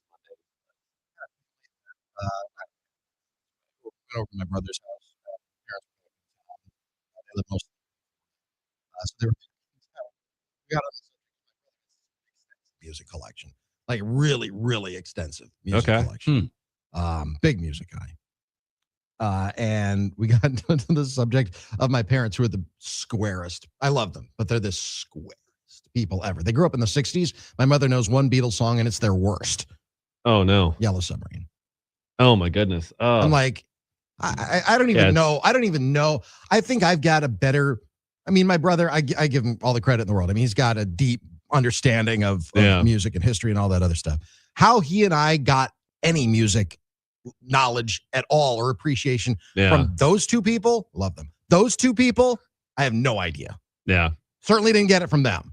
No, of course not. You got to find it on your own. You got to find your own path with it. But, so growing up, it was Barbara Streisand. This is what my mother listened to. I think my dad might have had an Oak Ridge Boys. Okay. My parents just saw the Oak Ridge Boys. They were just in Wisconsin Dells. Oh, okay. I don't think all of them are still alive, though. I don't think so. No. Okay. And then there was some Neil Diamond. I do want to see the movie Song Sung Blue. That's a quintessential Milwaukee story. For sure. And then also the Carpenters. So right. I'm like, man, flashbacks. listening to the Carpenters. But it just brought up that conversation that we had in my brother's basement on Saturday night. Oh yeah. There you go. Yeah. My parents thankfully have a more wide variety in music taste. So I've been given a more eclectic taste in music. Not me. I grew up with nothing. Yeah. Grew up with nothing. I had to figure it out on my own. Horrible, Doug. It's a I horrible know. childhood. Well, yeah. Well, I on the suppose flip side, This is why our music careers never took off, They didn't try and put any pressure on you to like things they like. So they allowed you to freely express yourself by picking whatever music you wanted. It's true. No, that's a good point. You took a Like, negative imagine and turned it being into like- a positive. Thank you, Nick. A kid of a country music artist and you hate country music. Right. You know what I mean? Yeah. I mean, Tim McGraw and Faith Hill's daughter is doing like metal, I swear. I thought I is just she saw that. really? I mean, they've got 3 daughters, and one of them is really, I don't know how many of them are talented singers. I know at least one of I'm them sure is. they're all gifted. I mean, how with those bloodlines? I mean, come on. Yeah, they got to be able to sing. I would think. But Yeah. I don't know. Yeah, I mean, there's I think there's be a lot of pressure if your parent was a music star in any way, shape, or form, or athlete for that matter. I mean, you look at, how many great athletes come from great athletes. Now, some like Ken Griffey Jr. from Ken Griffey Yeah. Sr. I mean, there are some. But then Vlad again, Guerrero Jr. Vladimir, there's a good example as well. But for every one of those, there's like There's Tony Gwynn Jr. Right, who was at least a legitimate. He was a Major League Baseball player. So then there's a guy like Pete Rose Jr., I think, if I'm not mistaken, and maybe it's Tony Gwynn and Tony Gwynn Jr., I'm not sure, but I think that the record for father-son most hits in Major League history, I think it's Pete Rose and Pete Rose Jr. Pete Rose has 4,218 hits. Something like that. Pete Rose Jr. has 1. Ah, there you go. Uno. Hey, he contributed. Uno. He contributed. Yeah. So Technically made it to the major leagues. Yeah. So sort of. Yeah. I think that would be a lot. All right. What are your expectations?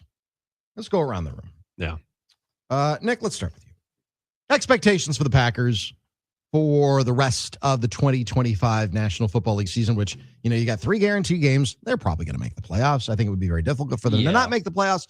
So let's just assume that they are a playoff team, whether it is as the 2 seed, that might be difficult, or the 7 seed, which kind of looks perhaps. Well, good news is they'll play the Bears as the 7 seed right now. I mean, so kind of looking like they might end up on a crash course for one another in the postseason. That's I think okay. if one team wins, I think one way or another, whoever wins this week will be the 2 and will supplant whoever's currently in the 7. That's what's happened Long story last short, week, yeah. I think the Packers are going to win the division. I think that is now a tangible, maybe more pie in the sky than what people thought, right? I think people anticipated they'd win the division, and then how far in the postseason would they go?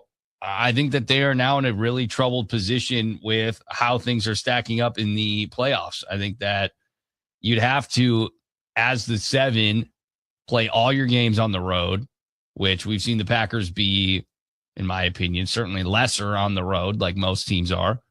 And then you'd have to probably go through some really good teams, right? If they, as it stands, were to win as the 7 seed, they'd then play the Eagles or 49ers on the road. Mm-hmm. And if you get the defending champs who are healthier defensively, who know the brand of football it takes to win in the postseason, I think you're in trouble. But I do think that they are now no longer a Super Bowl favorite, in my opinion. I would not say I think they're with the Rams.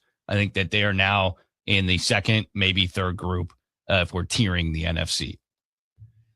Yeah, I would agree. I think there's still a contender. Yeah, may not be a favorite, but still a contender. And I kind of want to point something out here because we look at the injuries like Mike Parsons is down, Tucker Kraft is down. Okay, so now we've got no shot seemingly. Like it's all just kind of downhill, just kind of negative momentum, however you want to look at it. It's like, oh no, you lose too many guys due to injury. They're not going to be able to make that kind of a run. Let me pull up here the 2010 Packers injuries on IR throughout large portions of the season. Nick Barnett, Morgan Burnett, Brandon Chillar, Jermichael Finley, Ryan Grant. Well, Justin Harrell, he wasn't good anyways, but Justin Harrell was there. Spencer Havner, Brad Jones, Derek Martin, Mike Neal, Marshall Newhouse on IR. Brady Papinga. That hurt. On IR. Anthony Smith. Don't remember him, but he was on IR. Mark Tauscher. on IR.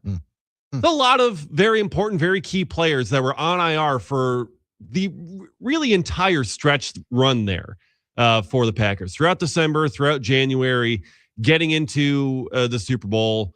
All those guys were out, and they were all key players on that team. So, and the fact that that team was able to still survive and advance and get themselves a Super Bowl, I don't think that this rules out the Packers still winning the Super Bowl this year. I think it's still very much a real possibility. Now, it's going to take good games in the postseason from Jordan Love. We're going to need to see that consistency, because sometimes it's been, week to week, where it's been like some weeks he looks really, really good. Other weeks, like yesterday, he doesn't look quite as good. So I think it's still possible. They're going to have to get on a really hot stretch of football here, like the 2010 Packers did.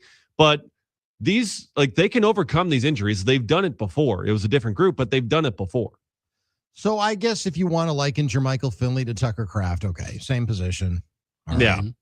But losing Micah Parsons would have been akin to losing Charles Woodson. And I know they lost him in the Super Bowl at the end of the first half with dislocated elbow. But they didn't have to go the entire stretch run without him. And he was their best defensive player. Future Hall of Famer Micah Parsons is on that track. Yeah. I don't know. Maybe he's there yet. I don't know. Well, would you look at it like But still, Barnett and Burnett, yeah, both of them. But I would, if you're going to give me Morgan Burnett and Nick Barnett or Micah Parsons, I would still take Micah. Well, you still had Parsons. AJ Hawk, right? You still had Clay. Very good. BJ Raji was there. Right. Clay was there. Right. And Rodgers had a couple of great performances, right? And then the Bears game, I think they were fortunate enough to get through that game and get to the Super Bowl, where he played well again. Sam Shields had a couple of huge plays in the as it stands now, Philadelphia, as well as in the stretch run. Potawatomi has the Packers at the 6th best odds to win the Super Bowl today. And where were they? The Rams, Seahawks, Bills, Broncos, Eagles, and then Packers. I wonder where they were yesterday.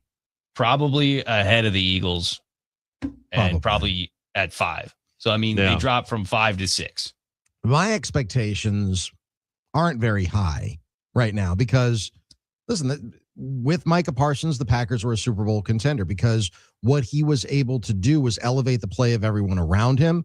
You want Van Ness to come back, and if you could have had Van Ness and Gary along with Parsons, that's what we saw early in the season, and they were just wreaking havoc. You're not always getting home, but somebody's eating. And it helps out the defensive secondary. And right now, the Packers' defensive secondary is not bad, but I wouldn't call them good. Not good. They're all right, but they were helped tremendously by the fact that they were able to affect those 3 guys specifically were able to affect the passer. And now you don't have certainly Parsons for the rest of the year. Van Ness, we'll see what happens. But my expectations just aren't very high. And a lot of it has to do with the depth of the defensive, cornerbacks. I think that their safeties are good. I believe in McKinney and Williams, but I don't necessarily believe in their cornerbacks. So when you've got to deal with that, when you've got to deal with some of the injuries that the offensive line has sustained, and some weeks they perform better than others, my expectations are if they can get to the divisional round, I will consider it a success. I think this is a good team when they're healthy. They're just not healthy right now. Listen, you come back in 2026, if everybody's healthy, if Kraft is back, if Parsons is back, if Van Ness is healthy, I think these guys are all getting it. You make a couple of additions, specifically at the cornerback position. Evan Williams has another year behind, under his belt. Josh Jacobs still has a lot of gas left in the tank. McKinney is still an elite player. I think the offensive line, I'm worried about Zach Tom a little bit right now. You get that offensive line healthy. You get Elton Jenkins back in the lineup. This is a formidable group. You can go into 2026, and I think people will look at you as a team that's really on the ascension and kind of ready to, again, what I say about the Buffalo Bills all the time, put up or shut up time. That's kind of what I think about the Packers of 2026. 2025, man, they are just so banged up right now. Yeah. That divisional round. That's if they can get, like I said, is that an expectation? I would be pleased with divisional round. Okay. Do you think that'd be enough to, I know we kind of haven't talked about this as a major topic lately, but do you think that'd be enough to get Matt LaFleur a new contract and keep him around, because that was a discourse earlier on. He's still, I mean, he's going to be heading into the last year of his contract, and we know Ed Policy, he doesn't like lame duck contracts. Sure. So you're going to be looking at an extension this winter if Ed Policy wants to keep him around. So would that be enough for the Packers to be like, you know what, Matt LaFleur, you are the guy to take this team going forward? I think the question has to become, have they gone as far as they can go with Matt LaFleur? Because we've seen so much regular season success. And, you know, the dope sheet comes out every week. The Packers, that's what they call their weekly media release. And we see the statistics. And Matt LaFleur in the regular season has had as much or more success than almost any coach in NFL history. And all that is true. Statistics don't lie. They say statistics don't lie, but liars use statistics. But the postseason success is how, when the bar is raised as high as it is in Green Bay, and I embrace that. I think every Packers fan should. I think every Packers player, every Packers coach, every Packers executive, they should embrace the bar being where it is. The question then has to become, and this is going to be up to Brian Gutekunst, who I do think has earned a contract extension, and Ed Policy, whether or not Matt LaFleur, considering the regular season success but postseason failures, is he the guy to take them to that next level? I don't know the answer to that. We haven't seen it yet. We haven't seen it in 7 years. We've seen this team be really good. We've seen them be the number one seed. We've also seen them lose in the clutch. We've seen some baffling coaching decisions, some baffling decisions when it comes to how to use timeouts, some baffling why didn't you run the ball when you said you were going to run the ball, when it would have been more advantageous to establish the run and grind down some clock. And then Matt LaFleur stands up at the podium at the end of the game and says, yeah, we should have run the ball and I need to coach better. Yeah, really no argument there. It's on me. It's on me. Yeah. Well, okay. At some point, it's really going to be on you then. And there's going to be a coaching change. I think it's on the table. I don't dismiss it outright. I think you look at Buffalo and you see what they've been doing with Sean McDermott. There really isn't much of an excuse as to why the Bills haven't gotten over the hump besides that. Well, you know, the Chiefs are just that team. You know, we can't get through them. Like, he's been there forever. They've made it to the AFC Championship game. Rodgers and LaFleur together made it to the NFC Championship game multiple times. And now you got an opportunity here to push forward. And I think what ultimately will buy him another year, if not multiple, is the progression and growth of Jordan Love and the idea of not wanting to mess with it. And Love is getting better. I know yesterday's performance was a disappointing one. Statistically, you look at it. I mean, he made some incredible throws off his back leg, which he tends to now almost exclusively use when he's making passes. You got to tune some things up with him mechanically. I'm no quarterback coach. I'm no expert, but it feels like Love is closer to a star than he is a average QB. And I wonder if the LaFleur aspect of that, it would be a rationale as to why they would keep Matt around, not looking to have Love go backwards, making $60 million a year. Aaron in Carolina writes, my expectations are still Super Bowl. We have plenty of talent, time to showcase it. We won a Super Bowl without Charles Woodson. No, you didn't. I mean, half of a game. I mean, he still played the first half. Yeah. So you won the second half of that Super Bowl, unless you're talking about Did Super they win Bowl the 30. second half? Or did they simply just they hold did. out and win? No, I mean, they had like the Rashard Mendenhall fumble that was forced by Clay Matthews was a it huge, is time. You know, there was Nick Collins with the interception. I mean, there were so many things that happened. Yeah, I mean, they won a half a game in the Super Bowl, but they didn't win a whole Super Bowl without Charles Woodson. Charles Woodson got injured right before halftime. The Steelers did outscore the Packers 15-10 in the second half, but the Packers were up 21-10 Okay, at so they were halftime. able to hang on. So they did score, but yeah, they even lost the half without Charles Woodson. I mean, so very interesting angle. You know, Stormy has the opposite end of the spectrum. Is it 420? Are you guys high? The Packers have either fully injured 7 of their top 11 players right now, or you're talking about still Super Bowl contender. I'm not saying asking that. for a high.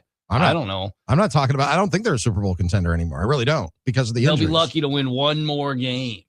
Some people think they're going to lose out. I saw that earlier as well.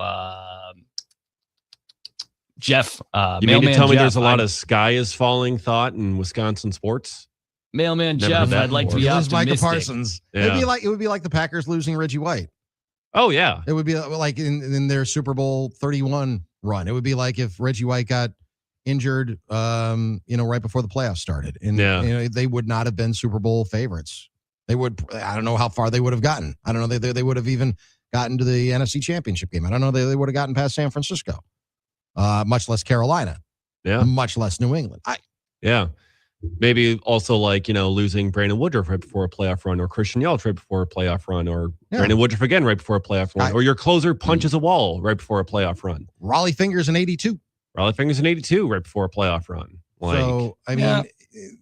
Everybody's got injured players.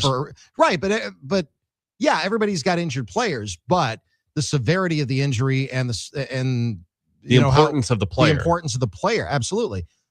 That has a huge amount of, how far you're going to go in the postseason. So I don't. Let me just state it right now. I do not view this team as a Super Bowl contender right now. I just don't, because of the injury to Micah Parsons. I think that played such a huge role and will play. If I'm wrong, I'm wrong. I love being wrong. I love being proven wrong. Prove me wrong now. Yeah. That's it. You gave that challenge to the Badger football team, and then they won 2 games against ranked opponents. Yeah. Well, prove me wrong. Please. I beg of you. Prove me wrong. Let's go to Santa Clara. All right, let's take a quick timeout. We'll be right back. Close up hour number 2. After this, John Adi is joining us in the next hour. We'll also hear from Packers quarterback Jordan Love. Dave has top of the hour sports update in a couple minutes as well. Stay with us. D.N.D. on the game. You got me slipping, tumbling, sinking, tumbling, because I'm falling in love. Stay tuned. Yes. D.N.D. will be back in just a moment. Now, a year in rock spotlight, 1972. We were singing bye, bye, Miss American Pie. Drove a Chevy to the levee, but the levee was dry. And good old boys were drinking whiskey and rye, and singing, this will be the day that I die. This will be the day that I die. 1972, Don McLean goes to number 1 with the single and album American Pie. Paul Simon's solo debut gives him a top 10 hit, Mother and Child Reunion. Fast forward to March, where Neil Young has a number 1 album and a number 1 single with Heart of Gold. And Deep Purple released their quintessential album Machine Head, which goes to number 1 in the UK, number 7 in the US, and features the classic hit Smoke on the Water.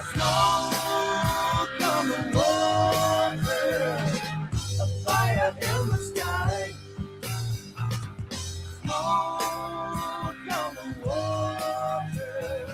Also in March, the band America releases their debut album. It goes to number 1 and yields a number 1 single with Horse with No Name. See, I've been through the desert on a horse with no name. It felt good to be out of the rain. In the desert, you can remember your name, 'cause there ain't no one for to give you no pain. Keep listening to iHeartRadio for more from 1972. Coming up. Now, a year in rock spotlight, 1969. Keep on burning. Proud mirror, keep on burning. Rolling, rolling, rolling on the river. In January of 69, Creedence Clearwater Revival has a number 2 hit with Proud Mary. The Beatles perform live for the last time on the rooftop of Apple Records in London. And after touring as the New Yardbirds in September of 68, Jimmy Page renames the band Led Zeppelin and releases their debut, which goes top 10 in both the US and UK. Oh, good times, bad times, you know I've had my share. When my woman left home for a brown man, but I still don't seem to care. In February of 69, Detroit rockers MC5 released their debut album Kick Out the Jams on Elektra Records. Tommy James and the Shondells have a number 1 hit with the psychedelic-influenced Crimson and Clover. And San Francisco's Sly and the Family Stone go to number 1 with the single Everyday People.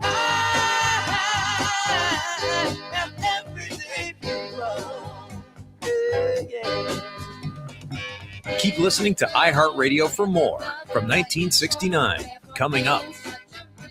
iHeartRadio. Here are the top Pat Benatar songs that you've thumbed up. Number 3, Love is a Battlefield.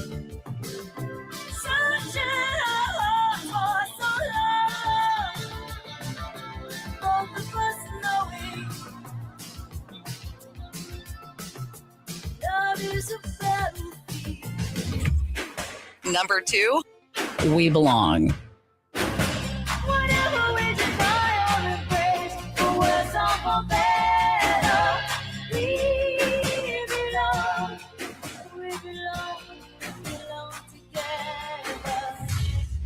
number 1.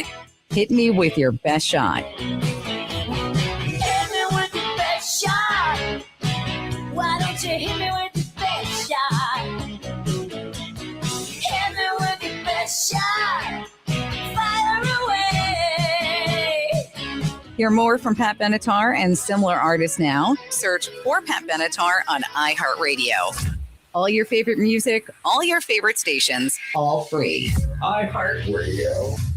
Here are the top Steve Miller Band songs that you've thumbed up. Number 3, Take the Money and Run. Bobby Sue, took the money and run. Go on, take the money and run. Go on, take the money and run. Number 2, Rockin' Me. I know that it's true that all the things that I do will come back to me in my sweet time. So keep on rocking me, baby. Keep on rocking me, baby. Number 1, The Joker. I play my music in the sun. I'm a joker. I'm a smoker. I'm a midnight toker. I give my loving on the run. Hear more from the Steve Miller Band and similar artists now. Search for Steve Miller Band on iHeartRadio. All your favorite music, all your favorite stations, all free.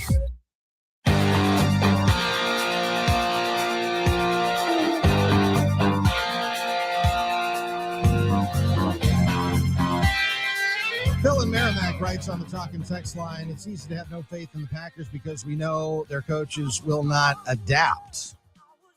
Interesting. Okay. Mike from Merrill writes, do the Packers win with Jordan Love or because of Jordan Love? And one can just exchange Jordan's name for Matt LaFleur as well. I think Jordan Love has developed into someone who could be an elite quarterback. And, I mean, we all know, and everybody, I think, can make up their own mind what they consider to be an elite quarterback. To me, it's have you garnered MVP votes and have you led your team into a championship round? To me, those two, unless you've knocked down one of those two things, you're not an elite quarterback yet. And I think that Jordan Love was on the cusp of that. They were talking about, like I said, MVP votes for him last week. Nobody's talking about it right now. No, it's definitely week to week, the conversation there with Love, because it's always after a great week. It's like, oh, Jordan Love is fantastic. He's all this. Look at what he's doing here. Look at the pre-snap motion. Look what he's doing there. And yeah, then one bad week, you face a top defense there in Denver, one of the top passing defenses in the league, led by partially defensive pass game coordinator Jim Leonard. And then all of a sudden, oh no, Jordan Love's not even close. Like, oh well, okay, he seemed like he was just there, but I wonder if Jim Leonard would come back and be the Packers defensive coordinator next year after Hafley takes the Giants job. Yeah. He turned it down because he wanted to be the head coach at Wisconsin and didn't get that. And how'd that work out? Yeah. All right. Top of the hour update coming up in just a couple of minutes. Still with us there, Nick? I'm still with you. Got a little sidetracked. Okay. That's all right. Changing the station again. All good. Top of the hour sports update with Dave's coming up. Also, we'll hear from Jordan Loving. John Audius, the voice of the Wisconsin volleyball team and the Wisconsin women's basketball team. At least he's got to call some wins. We'll check in with him coming up in about 35 minutes as well. Stay with us. It's D.N.D. on the game. Now, a year in rock spotlight, 1969. Low-budget film Easy Rider captures the public imagination with a soundtrack by Steppenwolf, the Byrds, and the Electric Prunes. The Woodstock Music and Art Fair is held August 15th through 18th on Max Yasgur's farm in Bethel. 32 of the biggest bands of the day played to a crowd estimated at 500,000. The event is later released as a movie and album.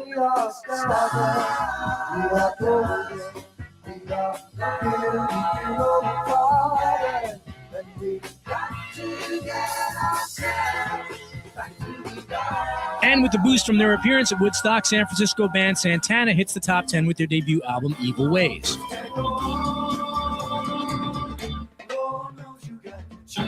The festival undoubtedly immortalized Jimi Hendrix and ushered in the era of large rock concerts and arena rock bands. Also in October, Led Zeppelin have their only U.S. top 10 hit when Whole Lotta Love reaches number 4. I'm gonna give you my love. I'm gonna give you my love. Oh, whole lot of love.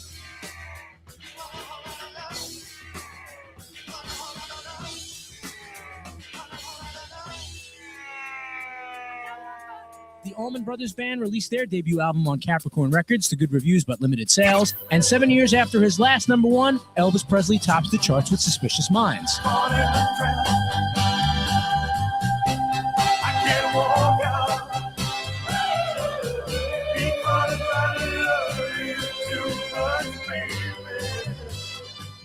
Keep listening to iHeartRadio for more from 1969.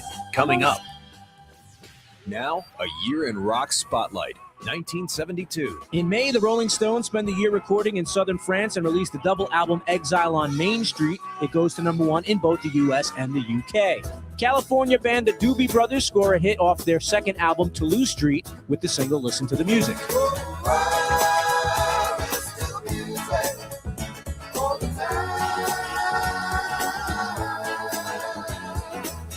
More from the summer of 72, Curtis Mayfield is back on the charts with a soundtrack for the film Superfly. The album yields 2 top 10 hits with Freddy's Dead and the title track. And former Zombies keyboardist Rod Argent has a hit album and a number 5 single in the US and the UK with Hold Your Head Up. Hold your head up.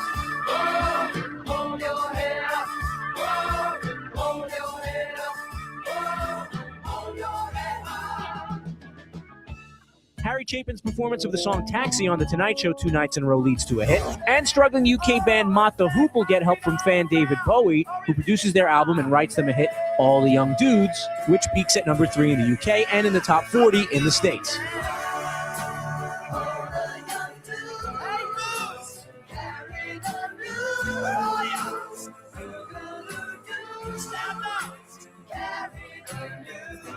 Keep listening to iHeartRadio for more from 1972. Coming up. Now, a year in rock spotlight. 1971. February, 4 months after her death, Janis Joplin's album Pearl is released and goes to number 1. The single Me and Bobby McGee also tops the chart.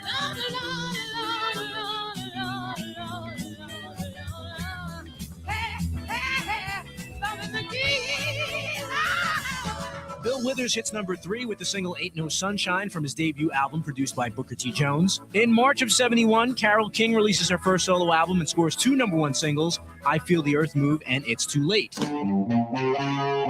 And UK progressive rockers Jethro Tull have a top 10 album on both sides of the Atlantic with Aqualung. Stop running down his nose. Greasy fingers smearing shabby clothes. Hey, Aqualung.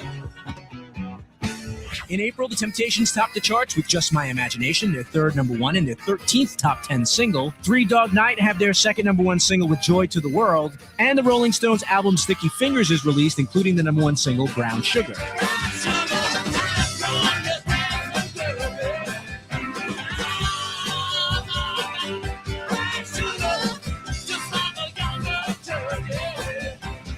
Keep listening to iHeartRadio for more from 1971. Coming up. iHeartRadio goes one-on-one with Carlos Santana to talk about how getting higher is what it's all about. The main thing is to go higher. It's not to go into a place like, look what I can do, or I can do better than you. You know, I think somebody wrote a song like that. I can do something better than you. You know, this is like junior high school stupid, you know. We like to go where the space shuttle hangs out and have that kind of conversation. And when you go that high, there's no more need for comparing, competing, or anything like that. It's a waste of time. It's more like trusting that I love what you do, and I'm going to love what I do too. So let's just keep getting higher. Keep listening to iHeartRadio for more Santana and all your favorite artists. Your attention, please. We are the gang and the home of D.N.D. with Doug, Nick, and Dave. Weekdays live 24/7 on the iHeartRadio app. Watch the show on YouTube, Facebook, and X by searching 97.3 The Gang. He's very knowledgeable, very intelligent guy, very personable guy. Here's Dave Gasper. Well, the Green Bay Packers are licking their wounds today. 34-26 loss to the Broncos yesterday. They lose Micah Parsons to an ACL tear. Christian Watson left the game as well, was left in an ambulance. Got hospitalized with a chest injury, but not his lungs, not a broken collarbone. He could play this weekend against the Bears, so at least some positive news for the Packers on that front. Yeah, definitely. And, I mean, they escaped pretty banged up. I don't think the Evan Williams injury is going to be long. Zach Tom, you hope isn't long. But, I mean, at the end of the season, I know teams get banged up. It just seems like the injury bug has really hit this team really, really hard. So that happens. I mean, I don't like making excuses. Nobody certainly wants to hear any excuses. But when you lose star players, bad things happen to your playoff chances. And Dave, you brought up, Christian Yelich back in 2019 after he busted up his knee. We brought up Brandon Woodruff a couple of times. Those are all things that matter. Look at the Bucks after they won the NBA championship in 2021, whether it was Chris Middleton, whether it was Giannis, whether it was Dame. All these guys, when they got injured, that affected how far they were going to go. And without Micah Parsons, a star player, a top 5 defensive player in the NFL this year, without him in the lineup, that's going to affect what you're able to do, because he makes not only the plays himself, but he also makes everyone else around him better. And when you take that element out, it really affects the other 10 guys that are left. I know they'll replace him obviously on the field, but when he's on the other 10 guys are better. So it's tough. The thing with injuries, in particular with the Packers, you still have your quarterback. And if Love is going to elevate himself to be an elite quarterback, if he ever reaches that threshold, no matter what, if you have him, that means you are a Super Bowl contender. And so Love has a lot to prove. He can prove it down the stretch this year. If they go on a run without Micah Parsons and it's led by Jordan Love's arm, you're going to go into next year and think, okay, we can win any game because we have an elite quarterback. Because that was the narrative for so many years about Aaron Rodgers. It was as long as you got 12, you got a chance. And the difference between these Packers teams and those Packers teams is that, yes, Charles Woodson was a great player, but how many other great players were around Aaron Rodgers during that whole run? Some were okay. Devontae turned into that later on. Yeah.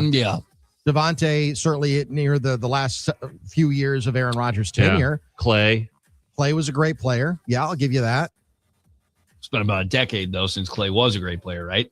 I mean, yeah, but he was a great player when they won the Super Bowl in 2011. Right. And I mentioned Charles. Yeah, I'm trying to think. Yeah. I mean, of the players that Aaron played with that were exceptional, you're talking about Bakhtiari. Yes, he was an elite player, but again, that was the second half of the second, several years of Aaron Rodgers. Well, I'm not sure if anyone. I know Jordy was a great Packer, but I don't know how many people would say he was an elite NFL wide receiver. Well, he's not a Hall of Famer. I mean, but he was. Craig Jennings, it's an Craig interesting Jennings point. was good. Jordy Nelson was good. Their offensive line was. Who did Aaron even play with? He never had a great running back. Yeah. I mean, Aaron Jones is probably the best one he had in his career. Probably. Certainly. And David Great, Bakhtiari but was the not best elite. offensive lineman that he had in his career. There's no question about that. And Bakhtiari was elite when he was healthy. But, the bottom line was, I think these Packers teams are more complete than what we saw during most of Aaron Rodgers' career. Had some very good teammates. Definitely. I would wholeheartedly agree. Yeah. This is a better surrounding cast. So, yeah, and sometimes you got to make moves to improve your surrounding cast, which is what the Brewers did, what Matt Arnold did over the weekend. They made a trade sending out Isaac Collins and Nick Mears to the Kansas City Royals for lefty reliever Angel Serpa. Let's just think back on one of Isaac Collins' big moments. Hit it up. Collins, fly ball, deep in the right field. Isaac Collins, it is a walk-off home run. He's done it again. His first ever. But he did it again. Have won their 9th straight game. Farewell, sweet prince. Yes, we will miss you, Isaac Collins. But yeah, he now goes to Kansas City, rejoins Connor Dawson, Brewers hitting coach that left for Kansas City. But yeah, he goes over there. Angel Serpa joining the Brewers. A lot of people thought this was a overpay by the Brewers with what Collins put up. Fourth place So what rookie did of the year you voting. think? I mean, I think it's one that it looks on paper kind of like an overpay. You'd think you'd be able to get more for Collins and Mears put together, but Collins regressed towards the end of the year. I think he was a regression candidate heading into 2026. Nick Mears, his stuff also dropped up towards the end of the year, probably because he was warming up in the bullpen every damn day. Probably when he got the call from Matt Arnold, he just instinctively started warming up in the nearest bullpen because he thought that's what the phone call was about. But those are guys that I think were trending maybe downward, and I think maybe the rest of the league also picked up on that as well, and maybe the value wasn't as high as we may have thought. But the Brewers also really like Serpa. I mean, he's someone who apparently Matt Arnold said that they have had their eye on for a long time. So they'll see what he can do. Great sinker slider combo, great ground ball pitcher. Makes me nervous that you like it because you hated the Priester move and it worked out spectacularly. So now that you might like this one, I'm nervous about Serpa. Yeah. No interest. Now I'm back to Serpa. trusting, Matt Arnold and what he's doing here because he just keeps on proving himself to be the smart one there. That's why he's in the position he's in, and I'm in the position that I'm in. But good for Collins to not end up in a situation where I think he wouldn't win. I think Kansas City is a young and a really impressive group. So if he latches on with their major league roster culturally, I don't know if it's going to be a challenge for him. Yeah, and he, they needed some outfield help. They were looking for a switch hitter, so he ends up getting a spot there because I think he was going to be a platoon guy at best next year for the Brewers. So he's going to get a chance for more playing time. Good for him. Out there. The Heisman results also came in over the weekend. Fernando Mendoza wins in a runaway. To my linemen who protected me, every receiver and tight end that bailed me out and made me look good, to every running back who fought for more yards, and to our defense that gave us that heart, swagger, and more second chances than we definitely deserved. This trophy might have my name on it, but it belongs to all of you. It belongs the first time in Bloomington. Playing in front of Hoosier Nation is one of the greatest privileges of my life, and I'll carry that forever. Cal Bears forever. Oh, wait, that was last time. Talk about an all-around good guy. And it's hard to not root for him. When Diego Pavia was the alternate option there. Yeah, that's what I was just about to get to. He might be the worst. Yeah, maybe. He might be the worst. Diego Pavia ends up partying with an F Indiana sign, puts out an Instagram story, F all the voters. And that's not going to benefit him. No, it's one of those things that feels good in the moment, but at the next level, whatever the next level is for you. Yeah. I mean, people are going to look at that and say, how mature are you? Yeah. Well, like I kind of liked Pavia before, and then after seeing that, it's like, oh no, you're kind of a head case. Like I think the word is douchebag. Yeah, that's a good word as well. That's a good one as well. Yes. So I mean, that's probably got to scare some NFL teams. That's I would what I'm imagine. saying. Yeah, this is not going to benefit him. No, you're going to be looked at as the talent is one thing. Okay. But are you a $1 million talent, but a 5-cent head? And if you're a $1 million talent and a 5-cent head, that's going to cost you millions of dollars in draft capital. Yeah. He's undersized. First, that doesn't help him either for the NFL level. I think he's good buddies with Johnny Manziel, which and clearly Theo rubbed Vaughn. off well enough. Yeah, that ain't going to help him either. I don't think Theo's like as much of a challenging character as Johnny Manziel. Yeah. Because Johnny Manziel, the NFL has the same Theo Vaughn and Diego's mom. That's not going to help him.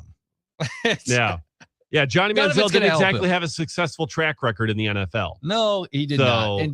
And to circle back to Mendoza, who I think the initial premise of this audio was, what an exceptional season he's had. What a great ride he's had in college football.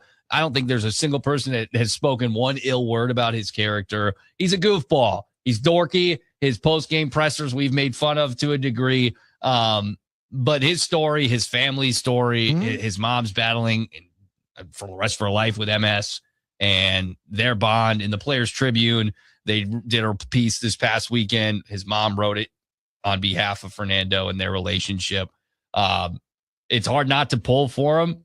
And people are like, I don't know how this is going to translate at the next level. He's like dorky weirdness. I don't know. Kirk is beloved. Russ was beloved. I mean, there are dorky, weird characters in the league that lean the other direction. JJ, I think they like him in Minnesota. I would take dorky and weird over douchebag head case any day of the week in my quarterback. And there's 32 guys that run NFL franchises that say the same thing. Yeah. 31 of them say the same thing. One of them will take Pavia. Maybe. And then be like, I like this guy. In like the 5th round, maybe. Yeah, I mean, it'll be the Cleveland Browns, and they'll think probably. they can fix him, and they won't be able to. But it's Kevin Stefanski. Be careful what you do on when something doesn't go your way. The more publicly D-bag about it you are, the worse it's going to be for you. Now, thankfully, Vanderbilt PR finally got a hold of Diego Pavia, and he tweeted out a statement apologizing the next day. But I think the damage was already done for him there. Damage was done. And we are getting official word now. Looks like I see from Jordan Schultz here. An MRI confirmed a torn ACL for Micah Parsons. His season is over. So now that is official. No longer just feared. Jordan Schultz. I know Hunter's favorite insider. Of Starbucks. Yeah, Hunter's favorite insider, for sure. But I mean, I think we knew that, right? Yeah, it just the MRI now confirms all of that. And also what we knew from over the weekend, what we found out was that the Navy can beat the Army.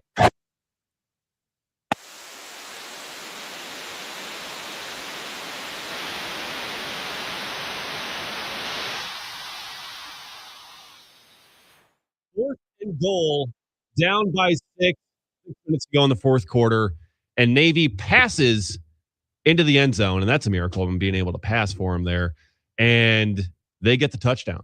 So great win in America's game. It was a close one. Go Navy. Go Navy, beat Army. My dad was a Navy man, so I root for the Navy. Not that I listen in every other walk of life. I'm rooting for all of our armed forces. Rooting for both of them. Yes, we're all on the same team at the end of the day. Yes, Team America. But on the football field, go Navy. Go Navy. Beat Army. Yeah. My grandpa's a Navy guy. My cousin's a Navy man. So I got a couple of buddies in the Navy. Yeah. So there you go. Yeah. Great win in America's game there. It's always quite I don't want to be that guy, but it's a hard game to watch. I'm not particularly because you hope both sides win. Enchanted by the play style annually. I'm just like, well, you don't love triple option? These guys, listen. I do not. I do not like watching the game itself. So the difference between every other college football player and the guys who play for Army Navy, they're on the gridiron, they're battling it out and everything. For most guys, that's the biggest battle that they're going to have. These guys, this is like child's play for what they're about to, encounter. Perhaps I just want to see more trick plays and wildcat and running backs throwing the ball. Then make it more of a spectacle. Make of it a funner, sport. More funner. I mean, it's not a fun game to watch. I'm sorry. Well, if we know anything about the Army and the Navy, they are all about fun and just having fun all the time. Well, isn't that right? I think the military loves just fun. Yeah, just fun, quirky things. They love that. Full Metal Jacket and tell me how fun that. They're having fun with those Venezuelan boats these days. I know that. Okay. Yeah. Meanwhile, in the transfer portal, DJ Lagway is transferring out of Florida. Could the Badgers potentially get him to be a quarterback? Lane Kiffin has already retweeted DJ Lagway's announcement. Cincinnati quarterback Brendan Sorsby also entering the transfer portal. So, okay, could be a couple of names if the Badgers want to target a quarterback or two. What's the budget? I don't know. Not enough to keep Christian Allegra, I guess. Apparently. And also, it looks like Virginia Tech is getting a much bigger budget. They just got an anonymous $20 million donation to their athletics department. That must be nice. Yeah. That must be nice. Michael Vick stepping up big for his alma mater. Maybe. Wow. You never know. Yeah. Must have been winning big at the dogfighting ring. Just know that UCLA isn't getting another dime out of Troy Aikman. We know that because he's already said that. He gave money to Dante Moore, and Dante left. Yeah. I mean, I get it. I have never been just overall as a college football fan. I grew up loving college football, as I think we all did. Oh, yeah. Just overall as a sport, I've never been less of a fan. Still love my teams. Still want them to do well. But overall, as an overall body, I have never been less of a college football fan because it's just professional sports, but with 1-year contracts. You can't form a bond with hardly anybody, because the only reason that they're ever going to stay is if on a year-to-year basis somebody ponies up more dough for them. That's it. Yeah. It's very hard to root for a team that the players don't really seemingly anymore have the attachment that we do to them. In the NFL, even you got guys that come back. The Packers do a marvelous job with the Packers Alumni Association, and you'll see these guys come back year after year after year. And I know the Badgers have their honorary captains that they bring back, the alumni, but that's from a bygone era, almost, it seems. This new era of year to year, and I don't care about the team. I only care about the paycheck, and I don't care about the school. I don't care about the experience. I just care about the paycheck. I mean, it gets harder to root for. Yeah, and that's why we're seeing so many coaches either retire or head to the pro ranks where they don't have to worry about such things. That's why Nick Saban got out of the game. That's why Jeff Hafley left the college game.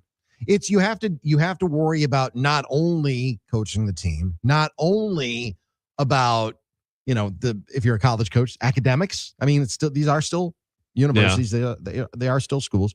Yeah. You got to worry about kids who don't have their frontal lobes developed yet. Yeah. By a long shot. And now you've got to worry about paying them. Yeah. Who needs it? And hoping that they don't go crazy with the money. Yeah. A la Diego Pablo. And I've always said that I think the players should be compensated for their work.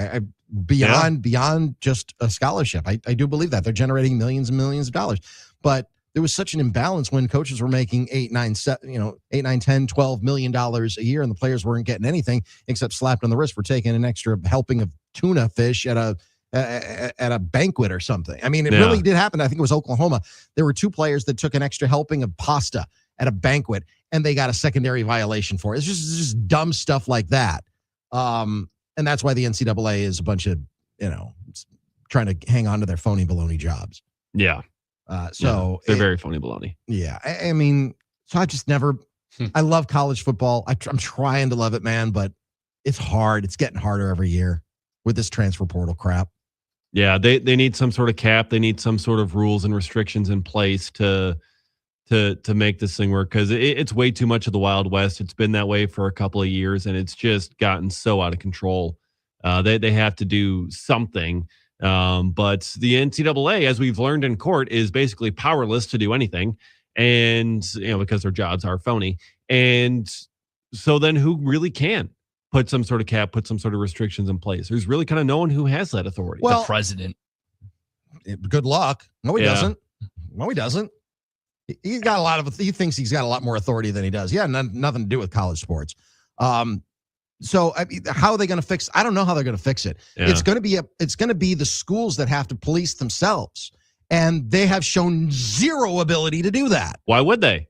Well, because it only takes one, right? Yeah. Because that's how things got out of control in the first place. Whether it was the arms race with the facilities, whether it was the arms race with paying coaches more. If you had in college sports, there was always a cap on what benefits a player could get, but never on what a coach could get. So then Alabama can go out and pay Nick Saban $10 million. Well, then that means that LSU is going to go pay Ed Orgeron $8 million, something like that, and the players aren't getting anything. That's why you've got this imbalance. The only reason that this got out of control in the first place was because the schools couldn't police themselves. And then the NCAA did a pretty miserable job of it too. Yeah. Yeah, they've done a miserable job of pretty much everything these past several total years. Cluster.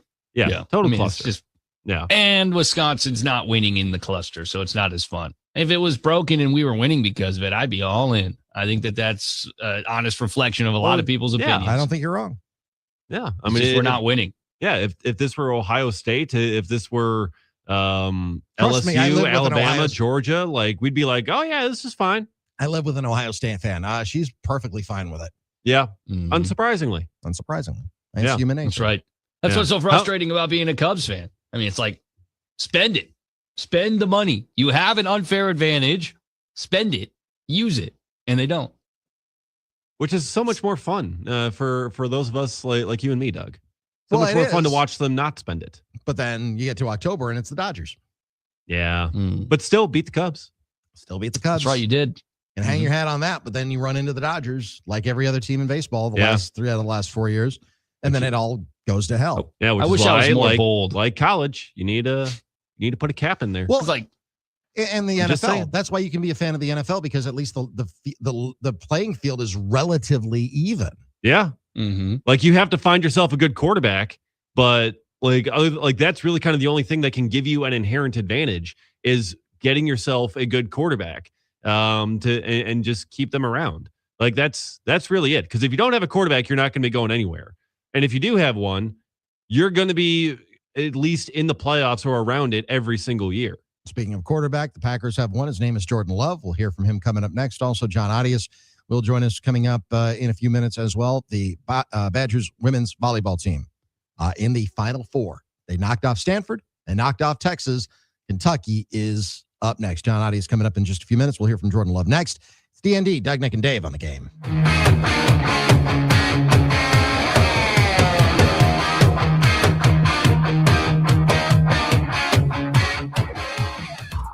Want to watch D.N.D? They're live on YouTube, Facebook, and X right now. There you go. There we go. Just search 97.3 The Game.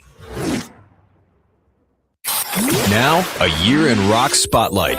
1971. The Doors released their sixth and final studio album, L.A. Woman, while Paul McCartney releases his second solo album, Ram, which goes to number 1 UK and number 2 US. The album includes several jibes at John Lennon and the number 1 single, Uncle Albert Admiral Halsey.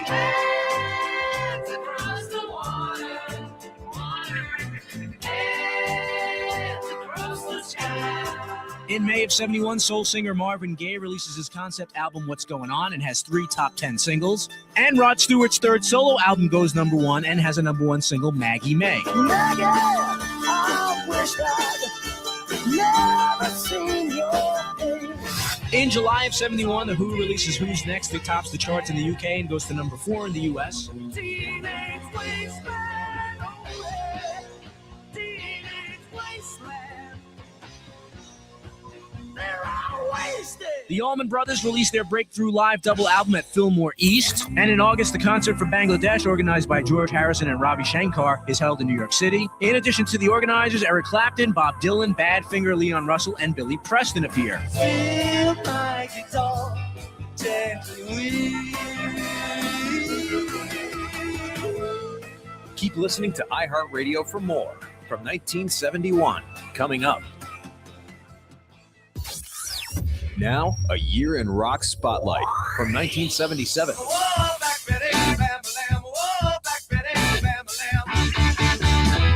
In June of 77, Ram Jam have a top 20 U.S. hit single with a cover of Lead Belly's song Black Betty. Chicago area rock band Styx have a U.S. top 10 album, Grand Illusion, including the top 10 single Come Sail Away. Come sail away, come sail away, come sail away with me.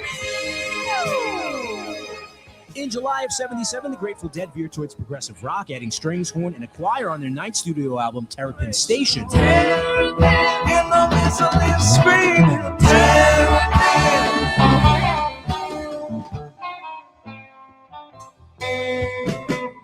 In August of 77, the King dies. Elvis Presley's found dead in his home in Memphis, Tennessee at the age of 42. Detroit rock vocalist Iggy Pop releases his second solo album, Lust for Life. It's his second collaboration with David Bowie.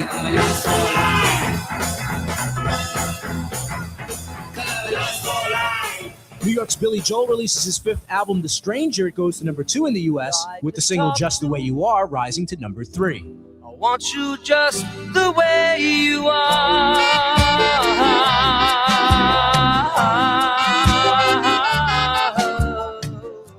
Keep listening to iHeartRadio for more from 1977. Coming up. Now, a year in rock spotlight. 1967. Try to set the night on fire. In January of 1967, Los Angeles band The Doors released their debut album, which eventually goes to number 2, and features the single Light My Fire, which goes to number 1 in July. The Rolling Stones released Ruby Tuesday, an ode to a groupie written by Keith Richards. The song takes them to number 1 in the U.S. in March. And San Francisco band The Jefferson Airplane released the surrealistic Pillow album, scoring 2 top 10 hits with White Rabbit and Somebody to Love. Don't you want somebody to love? Don't you need somebody to love? Wouldn't you love somebody to love? You better find In March of '67, Buffalo Springfield re-releases their debut album to include the hit single For What It's Worth. In April of '67, Give Me Some Lovin' by the Spencer Davis Group goes to number 7 in the U.S. with vocals by 17-year-old Steve Winwood. And in May, Elvis Presley marries his 21-year-old girlfriend Priscilla in Las Vegas.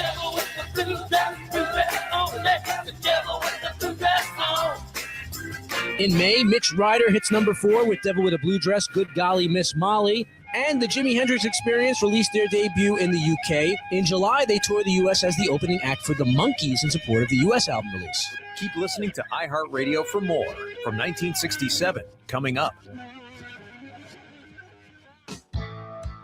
iHeartRadio goes one-on-one with Rick Springfield to discuss some of the differences between his acting career and his music career. The hardest part is actually getting up at 5 a.m.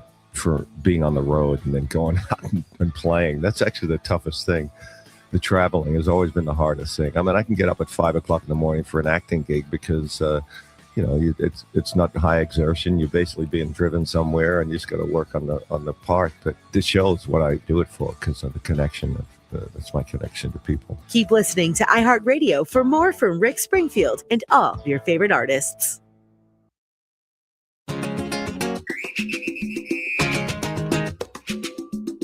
Love the talk and text line, 10 in the 920. We were talking about Army versus Navy. F both of them, he wrote out the whole word. F both of them, USMC for life. There we go. Well played. We love them all. Team USA at the end of the day.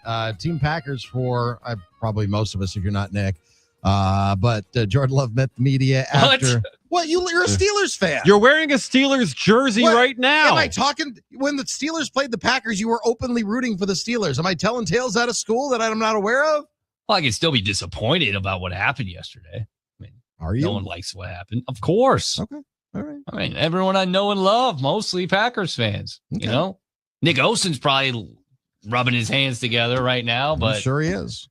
We'll yell at him later this week. 34-26, the final score. Jordan Love, Packers quarterback, met the media afterwards. Yeah, it's very tough. I mean, I think starting, losing a game like this is tough. It was a battle. I think we did some good things, and there's some things that we got to clean up that just wasn't good enough. And then, speaking on some of the injuries, we'll see what what happens and what the reports are when we get back. But it's tough. Anytime you lose guys during the game, especially some of your best players, it's tough. And like we said all the time, it's just that next man up mentality where other guys got to step up and be ready. How hard is it to see Micah down, knowing not just your teammate, but he's a close friend of yours too? It's very tough. I think anybody on your team that goes down is tough. And Micah, I didn't even see the play, what happened. But anytime you're down on the ground, holding a knee, it's tough. So we'll see what ended up happening, but it's definitely tough. And obviously to lose a player like Micah was a tough blow for us. How do you? You're one of the leaders on this team. What do you feel as far as your responsibility to kind of try to rally the guys and just amidst all the bad news and say, hey, we're in second place, we got 3 games left. What's your approach as a leader here? Oh yeah, I think there's still so much more out in front of us that it's just that mindset where we just got to stay together and go into this next week, big game against the Bears in Chicago. So everybody be ready for that, but we just got to get back to work and prepare this week and get our bodies back. But we've been here before in these tough games where you just got to stay together and keep going. Is there a way to heighten the booth? Is there, obviously, when anything like that happens during the game and the injuries, is there a way as a leader that you can lift your guys up? Man, you just got to get back to work, honestly. I think it's part of the game, injuries and, a tough loss like this. So it's one of those things you got to learn from it, grow from it. And we got a short week, a game on Saturday. So it's just about getting back to work and finding ways to keep improving and get back ready and get everybody back as healthy as possible for next week. You guys, I think I heard that asked this, but was the locker room a little bit maybe more somber than it usually is, just given the severity of everything, the loss and the injuries? Yeah, no, I think I mentioned anytime you lose, it's tough, and especially in a battle like this, give the Broncos credit. They're a really good team. They did some good things tonight. And, I think right after a loss, it's always tough. Like you mentioned, battling with a couple injuries and things like that. But it's tough, and we'll be good and bounce back from this. What was the hardest part of moving the ball down the field in that second half? It felt like in the first half you guys had a rhythm, and in the second half at times it was a bit slower than usual. Yeah, like you mentioned, first half we were moving it pretty well, putting up some points, and second half, obviously we had the 2 turnovers, which are drive killers, and those are tough. And I think give them credit; they did a good job in the second half. I think they got their pass rush going, and tightened up some of their coverages. But we'll have to look at the tape and see exactly what it was that we just couldn't keep going and keep putting up points in that second half. But I think just give them credit right now, and we'll look at the tape and see. How tough is it to fight for all those penalties? You guys have been so good recently of just being disciplined and not picking up those, and to have 10 penalties, obviously on both sides of the ball. But what does that do to an offense and a defense? Yeah, penalties are tough. I think any of just the negative plays, penalties, turnovers, all those things are just things that kill those drives and put you in a bad spot. So it makes it tough to overcome, especially playing against a good defense like this, who I think thrives in some of those third and longer situations. But it's a good environment. It's a road environment for us where I think there'll be stuff we can improve on and keep growing. It's one of those things where you just got to do a great job of trying to focus and have great communication so we don't have some of those penalties, the ones that we can clean up. But there's always going to be penalties, but I think those things they always hinder drives and put you in a tougher spot than you need to be in. You guys talk about how early adversity has gotten you to this point where you win 4 straight games and it feels like the momentum is there. In terms of adversity now, what gives you the confidence that this is the team with the players that are on it is the right team to overcome that adversity with everything you guys have gone through? Oh man, I got a lot of confidence in our team and the guys in that locker room. Like I mentioned, it's a tough loss, but it's a good learning opportunity for us. It's a playoff caliber game right there against a really good team. So we'll be able to bounce back, and it just comes down to making the plays. And I think they made more plays than us tonight. And like I said, give them credit. But I got plenty of confidence in the guys in that locker room that we'll be able to bounce back from this. All right, that's Packers quarterback Jordan Love after yesterday's loss at Denver to the Broncos. The final score 34-26. We'll change gears, talk some volleyball. The Badgers are in the Final Four, and the women's basketball program starting to look a little bit better in Madison as well. The voice of both teams is John Audius, and he's going to join us next. Stay with us. It's D.N.D. on the game. It's like a daytime campfire burn, and the ship is off to sea, and the wicked is a churn as the southern wind sings again a night lullaby. You are listening to D.N.D. with Doug, Nick, and Dave. This pains me to say this, but Dave's right. Hey, why does that pain you to say? I'm right quite a bit, I think. Middays here on the game. Baby, right. Now, a year in rock spotlight, 1967. Van Morrison, formerly of the band Them, has a number 10 hit as a solo artist with Brown Eyed Girl.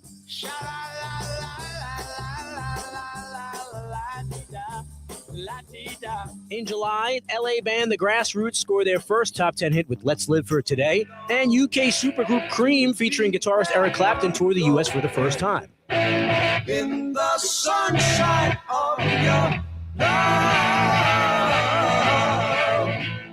And in September, Janis Joplin's band Big Brother and the Holding Company signed with Columbia Records and released their debut album. October of '67, Memphis band The Box Tops, including 17-year-old gravel voice singer Alex Chilton, have a number 1 hit with The Letter. a ticket for an aeroplane.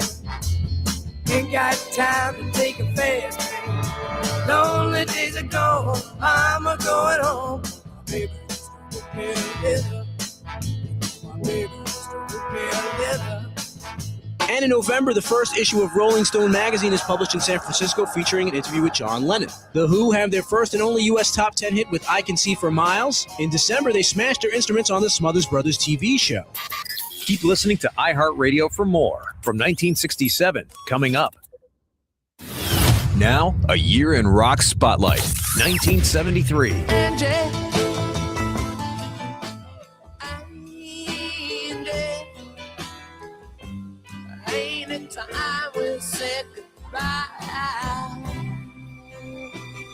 The Rolling Stones are back on top with the number 1 album in the U.S. and the U.K. and a number 1 single, Angie. Come on, baby. Let's Get It On is a number 1 single and number 2 album for Marvin Gaye. Also in August of 73, Stevie Wonder is back with the number 4 album Inner Visions. And Florida band Leonard Skinner released their debut album, have a top 20 hit with Freebird, and tour opening for The Who.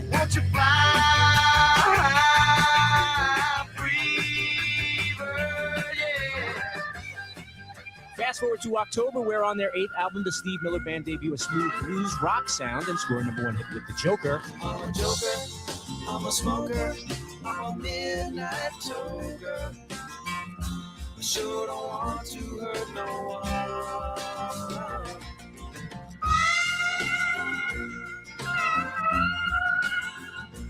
Keep listening to iHeartRadio for more from 1973. Coming up.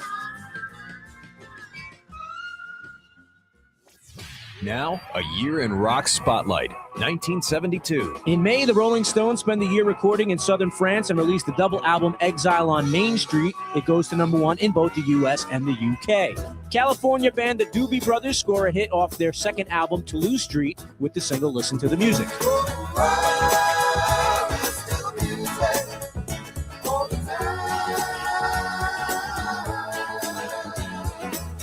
More from the summer of 72, Curtis Mayfield is back on the charts with a soundtrack for the film Superfly. The album yields 2 top 10 hits with Freddy's Dead and the title track. And former Zombies keyboardist Rod Argent has a hit album and a number 5 single in the US and the UK with Hold Your Head Up. Hold your head up, hold your head up, hold your head up, hold your head up. Harry Chapin's performance of the song Taxi on The Tonight Show 2 nights in a row leads to a hit. And struggling UK band Mott the Hoop will get help from fan David Bowie, who produces their album and writes them a hit, All the Young Dudes, which peaks at number 3 in the UK and in the top 40 in the States.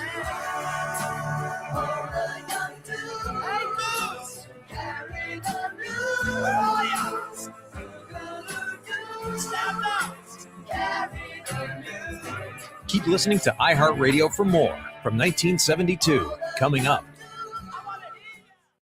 iHeartRadio goes one-on-one with Neil Sean of Journey to reflect on those who inspired and motivated him. My dad was a big fan of Duke Ellington, Count Basie, Quincy Jones, Bolasete. I mean, he turned me on to all the greatest jazz musicians because he was a jazzer. And yeah, I grew up with all that. And then I got myself, I kind of went towards the blues. I started listening a lot to, Albert King. I started jamming around in the city a lot at Stone Corner, which was Michael Bloomfield's old club in San Francisco with Bishop. And I made friends with Elvin. Elvin took me to Fillmore West in San Francisco, introduced me to BB. And I remember being on stage with BB when I was 13, with Bill Graham. Met Bill Graham too. It was just amazing time. Keep listening to iHeartRadio for more Neil Sean and all your favorite artists.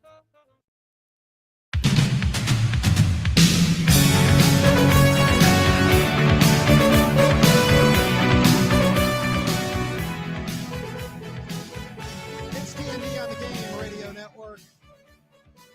Anchored by our flagship 1070 The Game in Madison, and Madison celebrating on campus, celebrating after the Wisconsin volleyball team went down to Texas, knocked off Stanford, and then knocked off the Longhorns on the call on another station, but we still love them. John Audius joins us on the program. John, appreciate the time. I guess you came back with a couple of wins, so congratulations to you and the team. Yeah, well, I guess thank you. Yeah, it was pretty fun. So this is a team that has been very consistent for a long time, this volleyball team. A couple of new faces this year, most notably Mimi Collier. But at what point did you know that this was another special team that was, capable of a Final Four run? Well, I think that was the expectation going into the season. And, an early season test was Texas, and they lost in 3 sets, played really strong in the first set against Texas.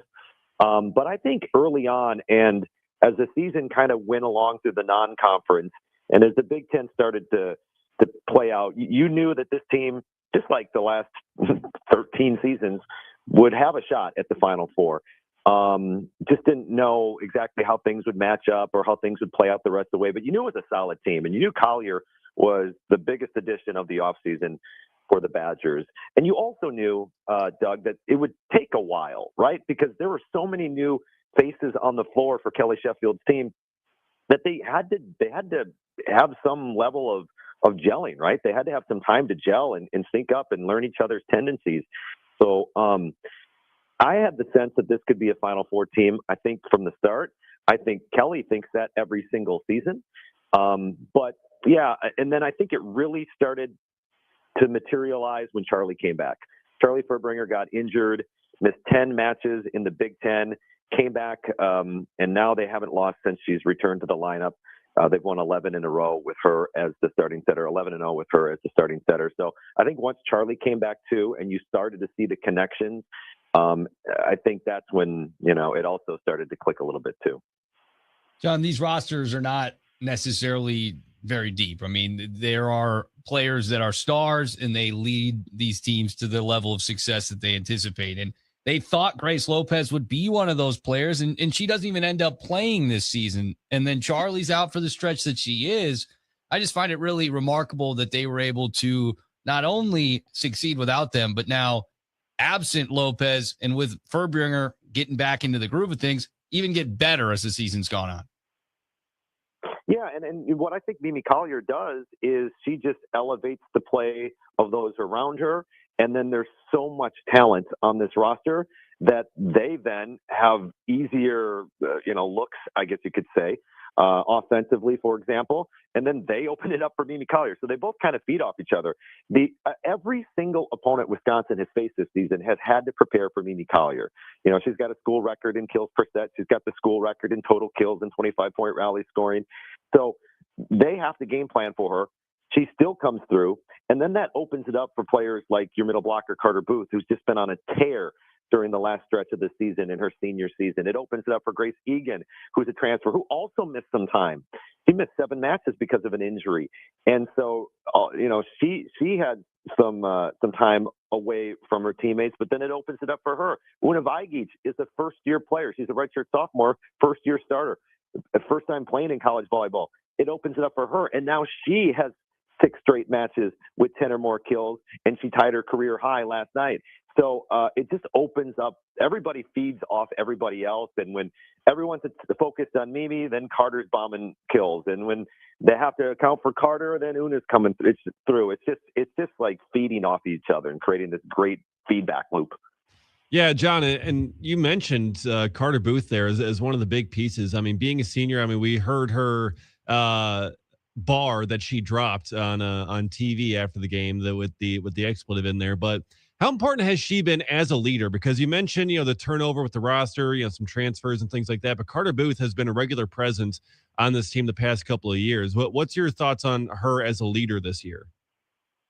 Yeah, she's a leader on the court. She's a vocal leader too. And Kelly wanted her this season to become more of that leader for this team. And I think she has certainly stepped up. And yeah, her quote, "I refuse to blank and lose." I feel like that's going to be on a T-shirt. If it isn't already, I would purchase one. But she has been a leader through, off the court, her vocal leadership on the court, her play on the court as well. And just her attitude and the way she works so hard on every single play. She doesn't get set all the time. Middles don't get set all the time. But that doesn't mean they're still not working. And then her defense, at 6'7", her defense has just been outstanding and key as she's closing in on 600 career blocks. But man, she leads by example, and she's, there's a lot of young players on this team. So Carter's the veteran. She needs to be able to let them know this is what it's like when we get to this point of the season. This is what it's like, late in the Big Ten season. This is what it's like when we have to go on the road here.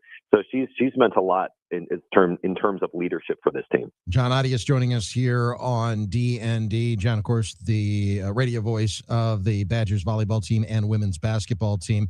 I want to ask you about the growth of the sport of volleyball since you started calling it. You were down in Austin for the Sweet 16. They're building a new facility. The crowds seem to be getting bigger and bigger. I think that Wisconsin was maybe early in on that with the amount of success that they've had, but we've seen the crowds at Nebraska. We've seen the raucous atmospheres that we've seen over the last couple of years. How much of the sport that you've seen from the court side calling all of these games. How much has it grown in the time that you've been with the team? It's grown leaps and bounds. I mean, Nebraska always had a good fan base. Wisconsin did too, but that's grown over the last, decade plus.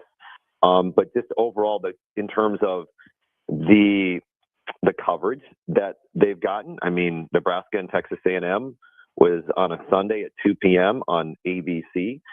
The national championship match will be on ABC as well. The Badgers have played on Fox before, following a football game between the Packers and the Vikings. The coverage and the opportunities that volleyball has gotten has just increased. And, the fan support, I think, overall in college volleyball has increased. And it's the number one sport for girls. It's the number one sport that girls are playing. So it's popular amongst the youth. And I think we're right now in the last few years has been like the takeoff of if you're looking at a graph and we're trajecting up, I think we're just kind of at the bottom, and I think it'll continue to grow here. But certainly when you're able to get on television and you're able to see like a place like Nebraska or a place like the Fieldhouse or in Kansas City coming up when this building is going to be sold out, I'm assuming. You get to see these big crowds and you start to say, hey, what am I missing out here? If you're not a fan of volleyball, you're like, hey, what am I missing out here? What is this? This looks fun. And it certainly is. And it's been awesome to see just the growth of everything over the last, I think this is my 18th year. So. Wow. John Adias, radio voice of Wisconsin volleyball, joining us here on D.N.D. I do have to say, I noticed when you were referring to height, 6'7". I appreciated that. Don't need all the kids out there going crazy as they listen right now. John, no one's left from the 21 team. Devin came close last year had they gone to the championship game, right? Maybe Devin could have been a two-time champ. But when you consider what these two teams were, 21 into 2025, and you compare them, which I know is always such a overused and maybe cliche example of how to compare teams, but from one champion to one potential champion, where do you see the commonalities? Of course, the head coach, but outside of that? Well, that was led by Dana Redke, who is playing an extra year because of COVID, and Sydney Hilly. They both got that extra COVID season, and they were coming back. So there was a ton of experience. They had played together for half a decade, and that's not the case. I mean, Charlie Furbringer has been sitting to Mimi Collier for about 31 matches. Well, less than that because Charlie was injured. About 21 matches or something like that, compared to Hilly to Redke. So the experience and the cohesiveness of the teams were different. They both featured strong offenses, but the offenses were different. The Badgers relied a lot on Dana Redke, who was a middle blocker, and they did everything they could to get Dana Redke the ball because they had a great setter in Sydney Hilly. This offense, Kelly Sheffield wants to attack more out of the back row as opposed to a middle blocker who's going to only attack in the front row. And so the offenses are different. The way they've approached the building of the team is different. So I would say they're pretty different teams. Now, if you just look at the numbers, I think 21 was a way better blocking team and a pretty good offensive team. This team, a little less, numbers-wise in blocking, but I think probably maybe a little bit more as an offensive team, more productive. In fact, they're on pace if they continue to play at a decent clip here over the next match or two to set a school record in team hitting percentage under 25-point rally scoring. So the offenses, I think, is a little bit more powerful. But I think they're pretty different teams. That 21 team had a lot of veterans and the players who had played together for a long team. This team has a lot of freshmen and players that were just thrown in there through the transfer portal too. John, I want to ask you about this Final Four here because Badgers moving on. They got Kentucky coming up Thursday night. On the other side, you got another number 1 seed in Pitt, and then also a 3 seed in Texas A&M, who took out Nebraska, who's been absolutely dominant all season. Can you just kind of give us an outlay of these Final Four teams remaining and what the Badgers are going to have their hands full with Kentucky on Thursday? Yeah, I'm just kind of digging into the today. We leave tomorrow for the Final Four, so I'm kind of just digging in today as far as the other teams. So I'm not sure I have the best answer for you. other than Kentucky, Wisconsin just knocked off Texas at Texas. That's really tough to do. Texas is a top seed. They're a great team. Kentucky beat Texas a couple times this season.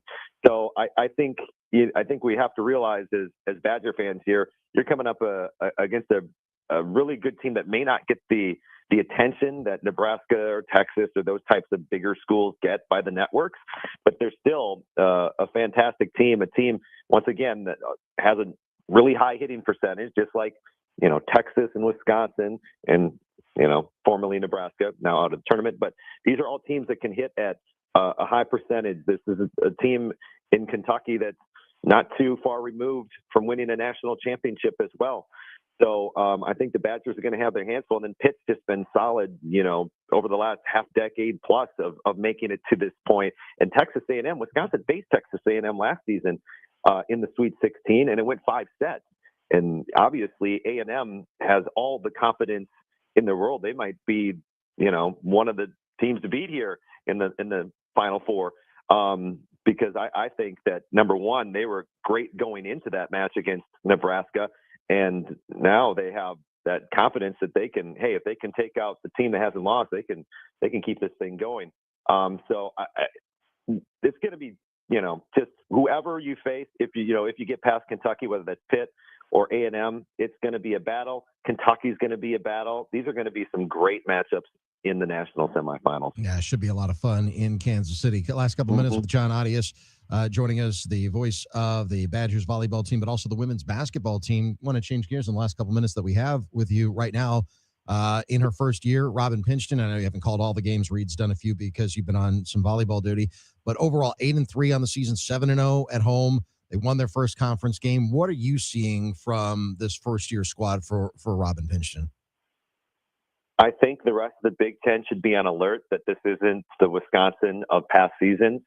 I've been cautiously optimistic about this team ever since the start of the season. Actually, ever since game number 2 of the year, when they went on the road and lost in overtime to Marquette, a Marquette team that was picked to finish second in the Big East, and they made the NCAA tournament, and the Badgers had an 8-point lead with 2.5 minutes on the road with this young team under the first-year coach. After that, I got really optimistic.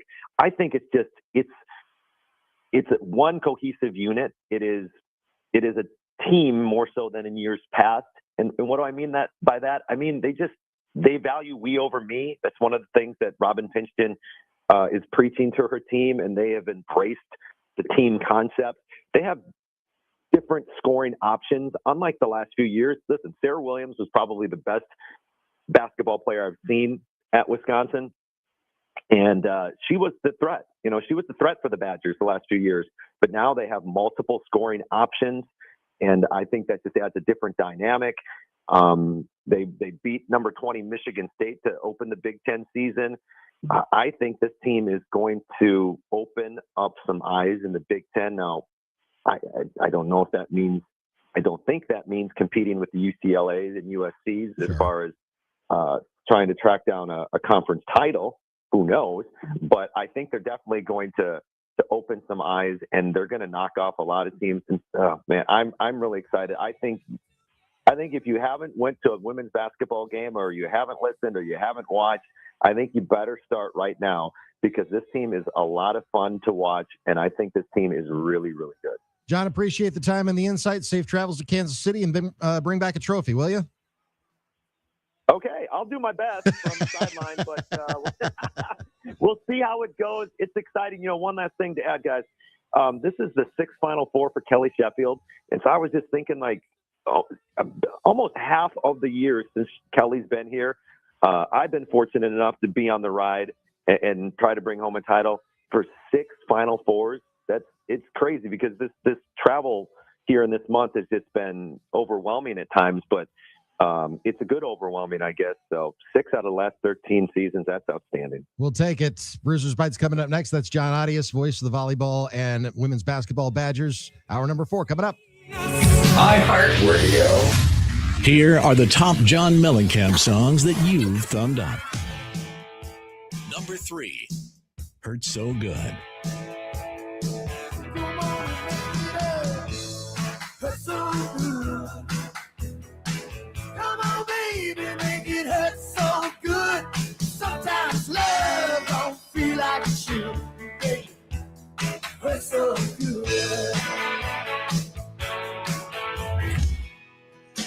2, Small Town. No, I cannot forget from where it is that I come from. I cannot forget the people who love me. Yeah, I can be myself here in this small town. And people let me be just what I want to be. Number 1, Jack and Diane. Oh yeah, life goes on long after the thrill of living is gone. To walk on.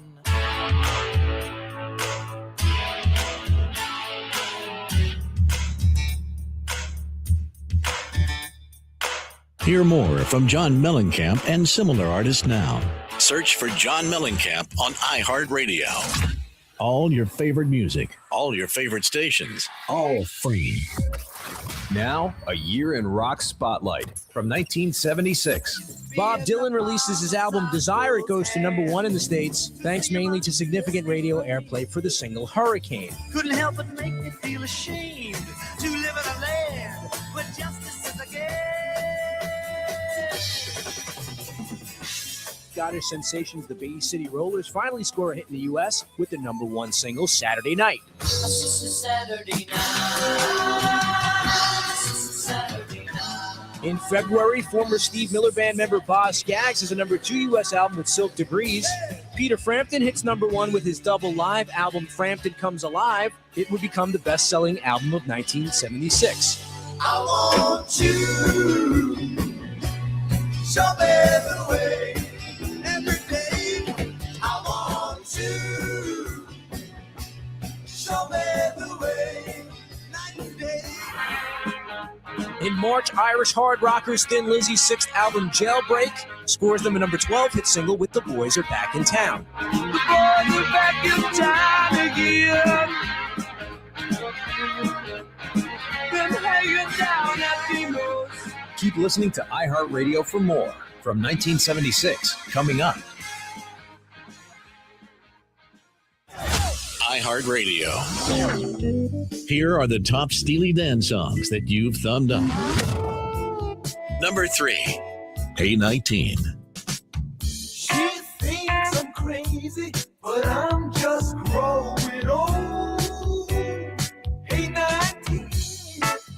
We got nothing in common. We can't dance again. We can't talk at all. Number 2, Do It Again. Yeah, you go back, Jack, do it again. We'll turn it round and round. You go back, Jack, do it again. Number 1, Reeling in the Years. Are you reeling in the years? Stowing away the time? Are you gathering up the tears? Have you had enough of mine? Hear more from Steely Dan and similar artists now. Search for Steely Dan on iHeartRadio. All your favorite music, all your favorite stations, all free. iHeartRadio. Here are the top Foreigner songs that you've thumbed up. Number 3, Hot Blooded. I show you loving like you never knew.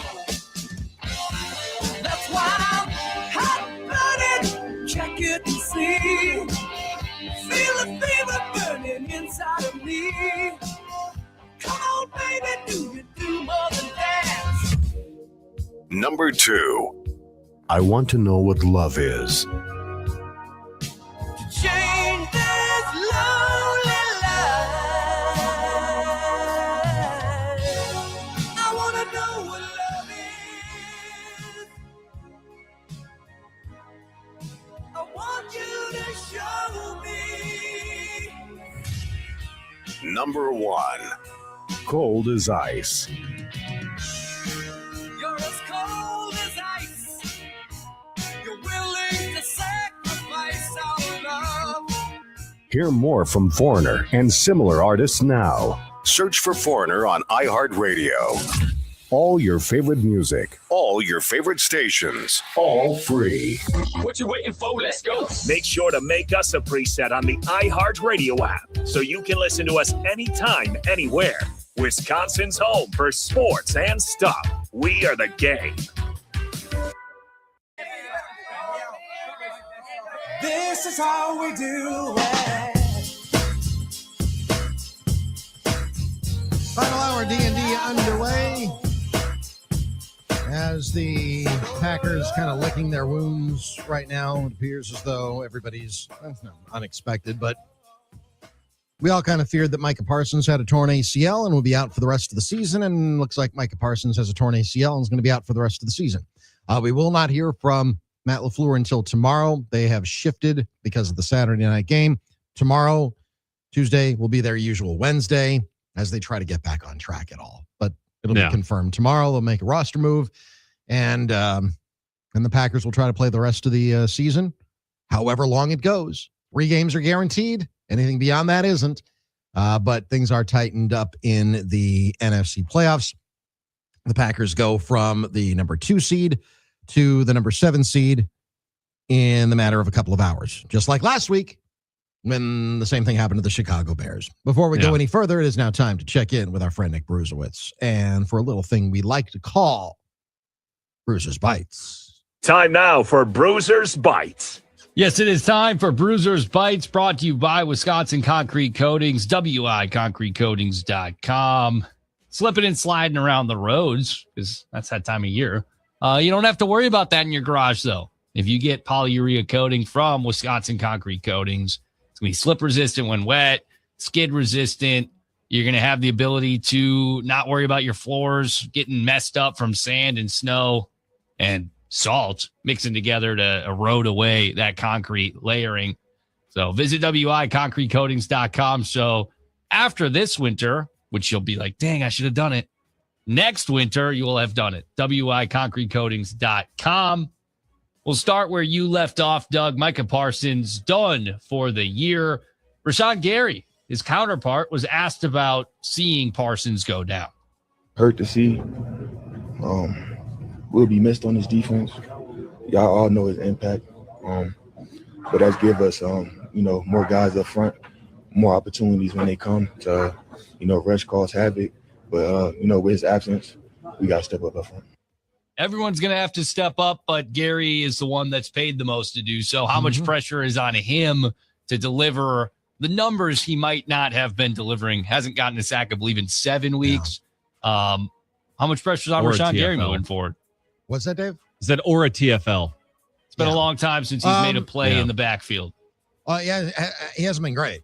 I don't know how else to put it. And a lot of that, I think, has to do with Lucas Van Ness as much as anybody. And with Parsons on one side and Van Ness rushing from the inside, it made Gary really good. I mean, you're finally starting to see some of what the Packers saw when they gave him that big contract. And Rashawn Gary, I think, is a good player. I don't think he's a great player. I think that if you surround him with great teammates, he can be great. But we haven't seen that in a long time. So, yeah, there's a lot of pressure on him. There should be a lot of pressure on him. Whether or not he can deliver, I have my doubts because he hasn't. We've seen that in the past. Like you said, hasn't had a sack or a TFL in a number of weeks. So a lot of pressure. Yeah. And we'll see what, I mean, and it doesn't get any easier against the Bears coming up on Saturday night. No, he's got to find a way to get himself off the milk carton and get himself a big time play. Even if it's just have some sort of an impact here on these games coming up, because now it is kind of that big time to shine. And we thought with Mike Parsons in there, it's going to allow Rashawn Gary to eat quite a bit more, and it was being quite successful early on. But he has really been struggling these past couple of weeks. So I completely agree with Doug. The pressure is 100% on Rashawn Gary because he is their next best pass rusher, and I think I saw a stat where Gary or Mike Parsons had like 62 or something pressures this season, and the next closest was Rashawn Gary with like 28 on this Packers team. Yeah. So a large discrepancy in pressures between Parsons and Gary. Parsons didn't even play full-time the first 3 weeks. Yeah, exactly. So there needs to be quite a bit more from Rashawn Gary, 100%. Last time Gary got a sack was against the Pittsburgh Steelers in Week 8. He had 2. Because Aaron Rodgers couldn't escape because he's 40 years old on a busted Achilles 2 years ago. That is fair. He can't move. He's not mobile. Well, former NFL defensive lineman Chris Long on his Greenlight podcast, his show, had this to say about his opinion on the Packers defense moving forward without Micah Parsons. I think Rashawn Gary's really got to step up. Although I think if you're not looking for Rashawn Gary to be Lawrence Taylor, like you're pretty happy with the disruption. He's not going to always get the numbers, but I need Van Ness to step up. The guys inside have to step up, man. And I think Hafley's got to get in his bag. Maybe the other guys feel like, hey, now we can focus on winning. We've been spending a lot of time lining up and maybe at times disadvantageous alignments and that sort of thing because we're setting the table for Micah. Maybe the guys are like, well, fuck, now we line up, put our hands in the ground and go take protection the whole game. We're trying to fancy up a 4-man rush, but I have my doubts, man, because they just don't get a lot of pressure outside of him. Well, for what was heard there, you get the gist. Right. Yeah. Whoops. Oopsies. I always got to keep everyone on their toes, I guess. I listened to that straight through. Not well enough. Yeah. Not well enough. Apologies for that. Had to dump you twice now. Chris Long and Carter Booth. I mean, just kind of. Well, the first one, the first time I was dumped, it was actually me. The second time, it was, again, clearly not. It was Chris listening Long with a clear enough ear. Yeah. Chris Long's opinion, part of it is that to this point, maybe the lack of production for some of the other guys was intentional to try and put Parsons in a position to be at his best.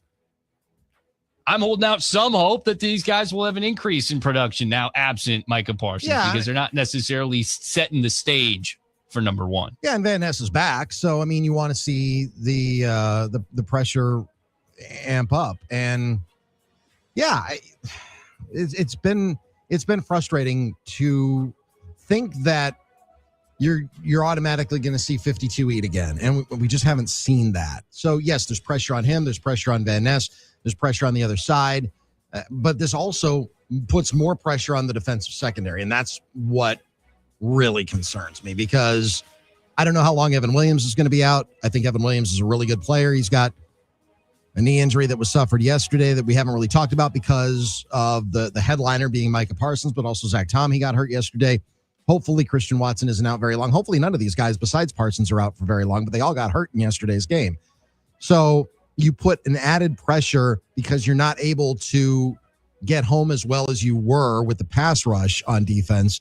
And that puts just more added significance on, say, for example, a guy like a Caleb Williams who can extend plays next week, Saturday, and a team that's, playing for everybody's playing for the playoff lives right now, except for Minnesota that's still on the Packers schedule, but they're motivated by something entirely different. Yeah, it's a problem. Right now, the Packers are, because of these injuries, they're in a place right now that they didn't anticipate being in 24 hours ago. Yeah, and they're not they're not in a great spot. And I think this is where, too, as Chris Long kind of pointed out, it's going to need a little bit more creativity from Jeff Hafley and the Packers defense, maybe drawing up some more creative blitzes, having to blitz more in general because they haven't had to blitz as much when you've had Micah Parsons out there on the line. So now you might have to bring in an extra rusher or two, taking them out of the secondary, which, could lead to, again, with these quick passes or, say, Caleb Williams' escapability. If he gets out of that blitz, there's going to be fewer guys there to be able to stop him for a shorter gain. So, yeah, it's going to be a very difficult and tricky balancing act for Jeff Hafley. But, yeah, I think there is going to have to be a little bit more creativity there with that pass rush and how many guys he brings. Next man up sounds great, but it's now something that you've got to do as opposed to just saying, yeah, next man up. Yeah. I mean, that's... Okay. When next man up is Brenton Cox Jr. versus Micah Parsons, I'm sorry, it's a step down. Yeah. Sorry.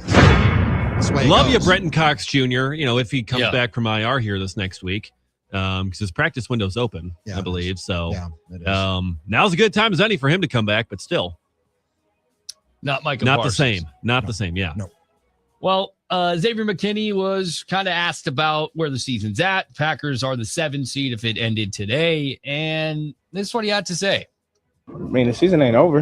We still got work to do, and we still got, obviously with this loss, it puts us in a different spot. But we still got a chance to do what we want to do, win the division and make a big run in the playoffs. So Yeah, obviously, like, I got hurt today, but that don't mean the season just over. We just got to keep working.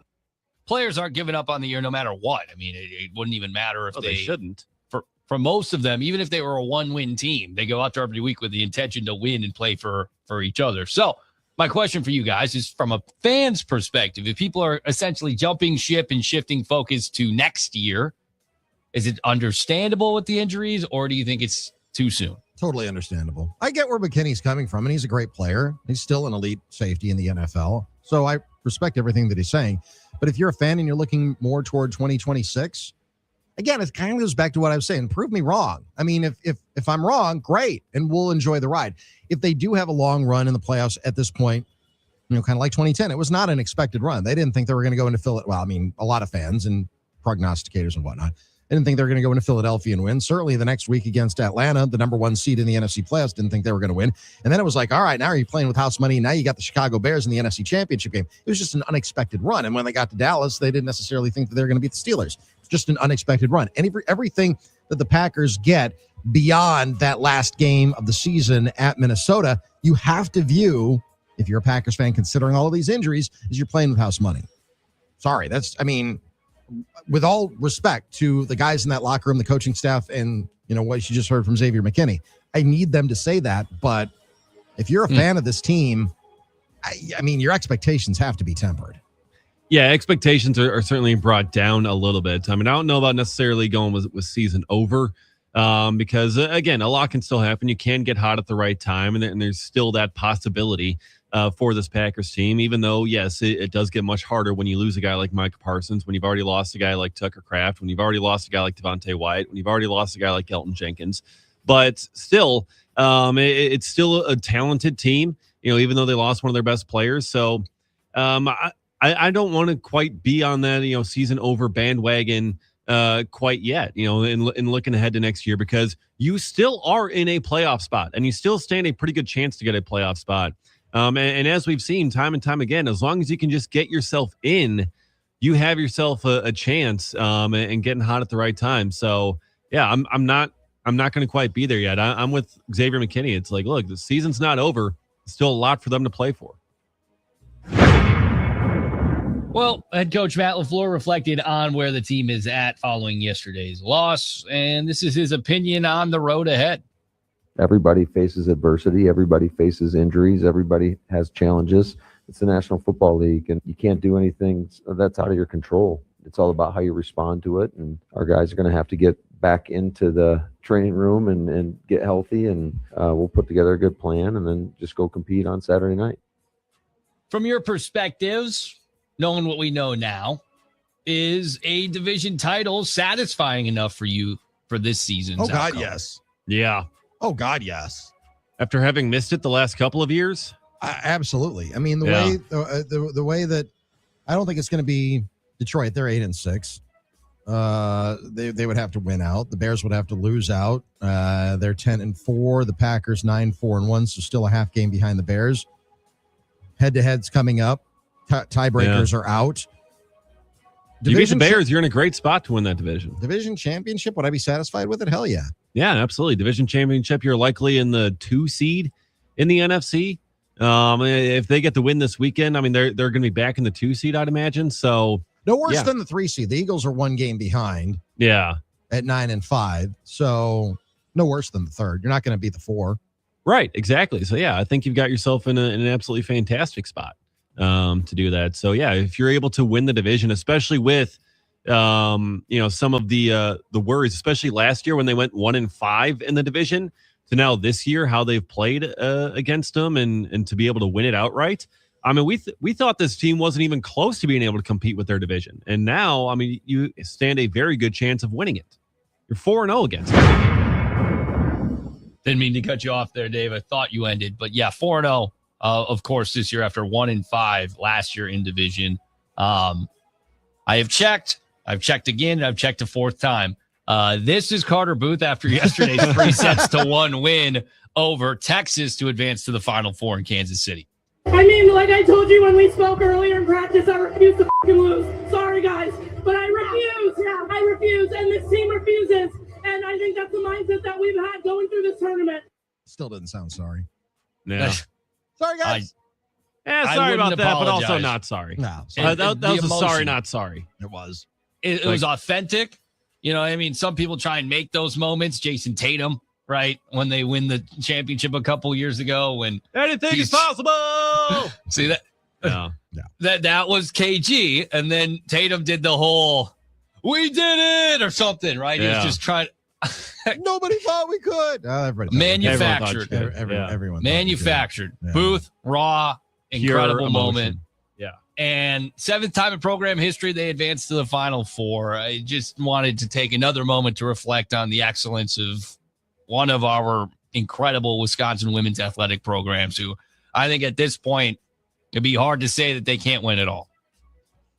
Well, I mean, after knocking off Stanford and then Texas, I mean, those are two teams that they've had trouble with over the last couple of years. I think that Wisconsin has as good a shot as anybody. It's not supposed to be easy to win a championship, and it won't be easy for them to get past Kentucky, and it won't be easy, beyond that as well. But yeah, I mean, that's why, because they've had so much success, the bar gets raised, I think, all around the athletic department. It should be raised around the entire athletic department, but it shines, in my opinion, a spotlight on the teams that are underachieving, specifically in the last couple of years, the football program, which I know it's an entirely different animal. The economic structure is entirely different. The facilities argument is entirely different. The NIL argument is entirely different, but you're still wearing the motion W. And when one does well, and so many have done, women's hockey has done so well, volleyball's done so well. There are other sports that have done amazing things over the years. It is incumbent upon the men's hockey team's doing really well. It is incumbent upon the football program to look at the example of the other sports that are in their athletics department and say, you know what, those guys are champions. We need to go out and act like champions and play like champions and conduct our business like champions as well. So yeah, love it. I bring it home, Kelly Sheffield and gang. Everybody's pulling for you. Yeah, absolutely. Could not agree more. I mean, you just kind of want to run through a brick wall for Carter Booth there after that. I mean, just the bar that she dropped, and just, what this team has. I mean, it's that kind of mentality. You love to see it. And that's the mentality that can win you a national championship. Just refusing to effing lose. I mean, that's absolutely fantastic. As John Ade said, that's got to be on a t-shirt if it's not already. As we all know, there's money in t-shirts. So yeah, that's got to be put out there, and just fantastic. I can't wait for Thursday. Ditto. And yeah, I mean, Dave, also it's a tall person's sport. So I mean, I'm sure you take appreciation in the fact that, Carter Booth. I've got plenty of appreciation for volleyball. Don't you worry. Did you ever play volleyball? I did not. No, my sisters did. Okay. So I tall are watched your a lot of sisters? volleyball growing up. Both my sisters are 6 feet. Okay. 6 feet tall. Like So, going yeah. tall in your family is what we're saying. Yeah, it's a tall family. So yeah, they played college volleyball. I don't know if like your mom is like 5'4" and your sisters are like 5'6" or 5'5" or something like No. that. Dad's 5'8", but the milkman's like 7 feet tall. Oh, come on. Not quite. The dad's 6'4", mom's like 5'8". Both sisters are 6 Tall feet. family. Yeah. Tall family. And, Yeah. a past significant other with a connection to volleyball as well for Dave. So, I mean, a lot of volleyball around. Sure. Dave Yeah. Let's for bring that many up. years. But yeah, I'm just saying. I mean, Yeah, you had an I affinity know. for volleyball to that level. For a absolutely. long Yeah. time. No denying So- it. Yeah. Oh, you dated a volleyball player? I did. Yeah. Okay. Yeah. It's very, college and then pro. Oh, you dated a pro volleyball player? Yeah. She went pro. Yeah. Oh, wow. Ever heard of Dana Retke? I'm just kidding. It was not her. It was not her. You dated Ronica Stone? No. Yeah. The guy before the guy. Yeah. This is like, Yeah. what is this? What movie is that? My Good Luck Chuck or something? I mean, where he's like, yeah. My knowledge of professional women's volleyball players is pretty limited. Pretty so, slim. Yeah. That's okay. That's fair. Okay. Well, from one extreme to the other, excellent performance to abysmal. The Bucks fall to the Nets by 45 points. Yeah, you heard Is that that right. bad? 45 points. Mm-hmm. Here's Doc Rivers on the team not being able to come back against Brooklyn. We gave up 30 points in turnovers. Not until the beginning of the second half that we actually looked like a basketball team where we start passing the ball. But by then, the basketball guys decided you can't make any open shots now. You don't deserve it. So that was disappointing. Probably one of the more disappointing games I've ever been involved in. gosh, we're all very disappointed. There's only somebody who's paid. We're to all make them trying to look find like the a guy who did basketball this. team. That's right. Any excuse from the Bucks last night? What do you mean? Of course not. No. That was an abysmal effort. That was offensive. If you love sports, you should get your money back even if you didn't pay for it. The Bucks were so bad that even if you didn't pay for a ticket, you should get just a tiny sliver back for having to be on the same cable package, no matter what your cable package is, from that atrocious effort. You lose by 45 points to the Brooklyn freaking Nets. I'm sorry. That in and of itself is a fireable offense. How this team digs out from the crap that they have put themselves into is, somebody has to examine this. I can abide by a team losing a game. I can abide by a team getting blown out by a good team. What I cannot abide by is the abysmal effort of just rolling out the basketballs, putting out that garbage, losing by 45 points. That's the second biggest blowout in the NBA this season to that Brooklyn Nets team. That's garbage. And Bucks are the only team in the league to lose to both the Wizards and Nets, by the way. How do you do that? How do you do that? That's again, I understand that you're not going to win every game. I understand sometimes you're going to get upset by a team that's bad. I understand that sometimes you're going to get your ass kicked. But just not even trying. I don't. Yeah. That is a. I'm sorry. I like Doc. I do. I like that. That is a fireable. That is a fireable offense. Yeah. They scored the fewest amount of points of any team in the NBA yesterday with their 82. The only other team, there are only two teams that were under 100 points yesterday. That was the Bucks at 82 and the Indiana Pacers at 89, who lost to the Washington Wizards. Yeah. Actually. Well, both teams. Yeah.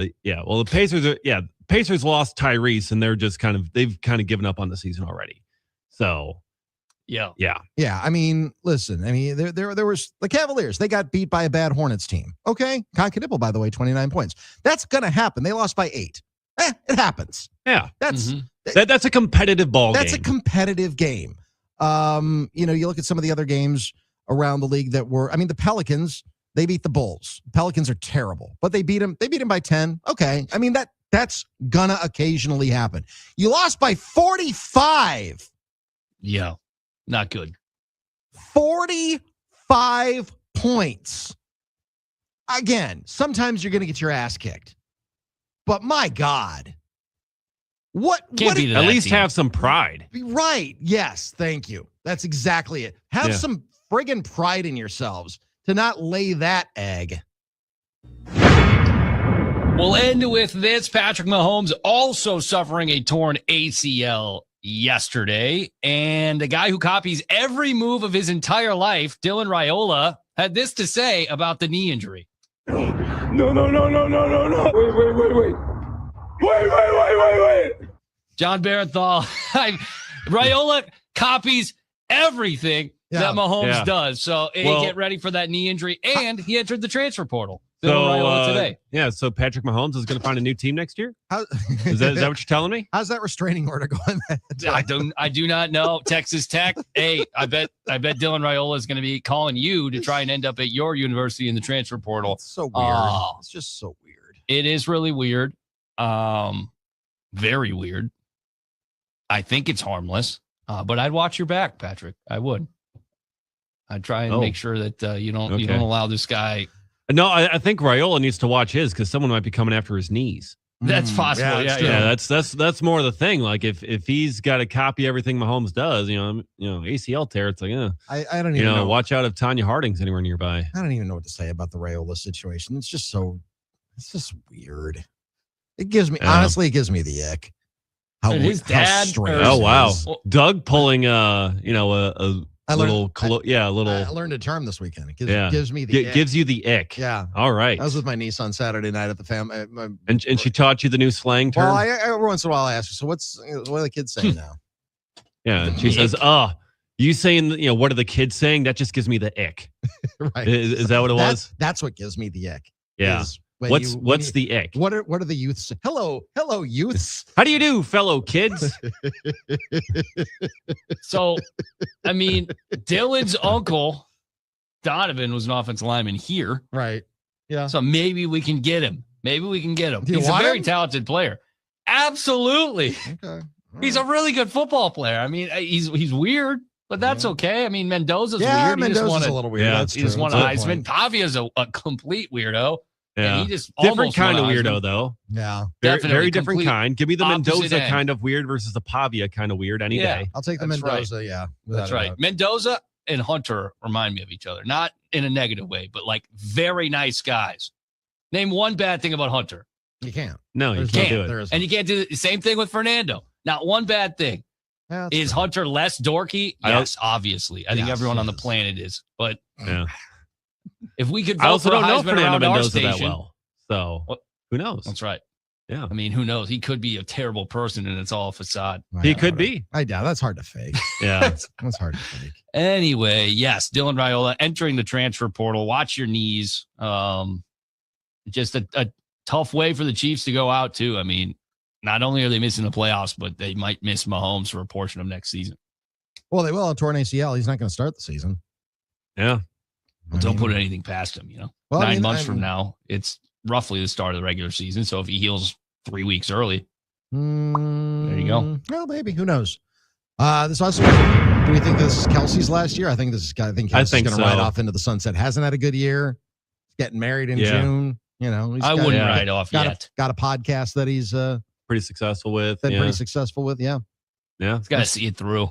We saw Auntie T. I mean, I don't know if Auntie T is getting the starting to think about the babies because she was playing with her nieces or soon to be nieces Yeah. in the game yesterday. So, Yeah. Baby fever. Oh yeah. Yeah. Who knows? Could happen. There'll be an album about that, I'm sure. Well, she had a birthday over the weekend. Time's not on anybody's side anymore. No. Yeah, she is 36. So Just saying.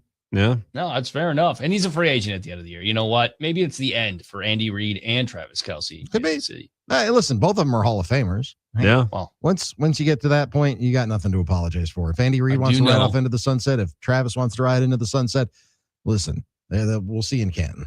Yep. that's right. In 5 That years, is right. provided you don't pull a Phillip Rivers and, have to reset your eligibility back another couple of years. Good for him. And he performed well enough. Rivers did. I mean, they didn't win. He didn't push the ball down the field. He can't, but they were put in a position where they had a shot to win. And Yeah. Rivers, like most of his career, I think fell short. But He knows that's the okay. offense, which is weird to see number 17. We didn't see number 17 play quarterback earlier this year. Right. Right. We did. Right. Yeah. Okay. What a day. That brings to close our Bruisers Bites, by the way, brought to you by Wisconsin Concrete Co. Wonderful. Excellent job. As always. All right. We're Thank going to you. spin through the talk and text line. When we return, we've had a number of messages and messages. Kelly, the volleyball player, loving the volleyball talk today. An amazing win yesterday to take away from the sting of the Packers' loss. I mean, a little bit. Yeah. I mean, probably for Kelly, the volleyball player, maybe a little bit more than I'm still stung, but I'm loving what I'm seeing from the Badgers volleyball team. Go Badgers. And they're headed to the Final Four starting tomorrow. John Oddie has joined us in the last hour of the program to talk about it. We'll spin through the rest of the talk and text line when we come back. It's D.N.D, Doug, Nick, and Dave on the game. South Central does it like nobody does. This is how we do it. To all my neighbors, you got much flavor. Stay tuned. Yes. D.N.D. will be back in just a moment. Now, a year in rock spotlight from 1977. September of 77, American duo Steely Dan released their sixth album, Asia. It goes to number 3 in the States on the strength of 2 top 20 hits, Peg and Deacon Blues.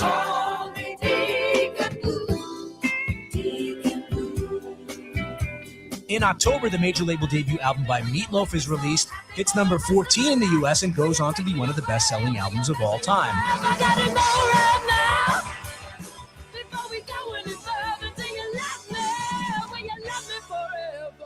Leonard Skinner released the album Street Survivor. 3 days later, singer Ronnie Van Zant and 2 other band members were killed in a plane crash. The album goes to number 5 in the States, and the single What's Your Name hits number 13. What's your name, little girl?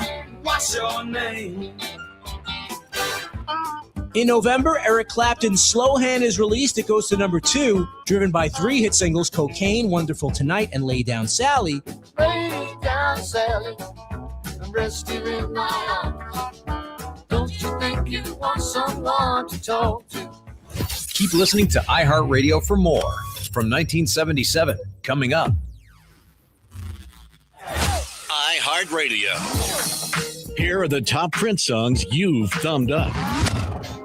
Number 3, Little Red Corvette. It was Saturday night. I guess that makes it all right. You say, baby, I ain't got enough gas. Oh, yeah. Little red Corvette.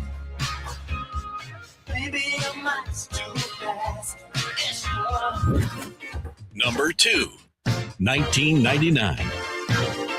2000 party over. Out of time. So tonight I'm gonna party like it's 1999. Number 1, When Doves Cry. Baby, you're just like my mother.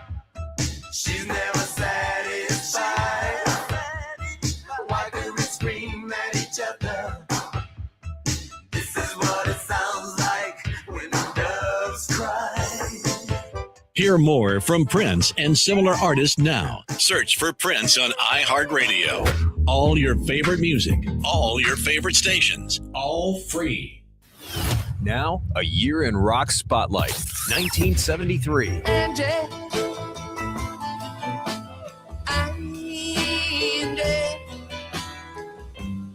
ain't it time we said goodbye?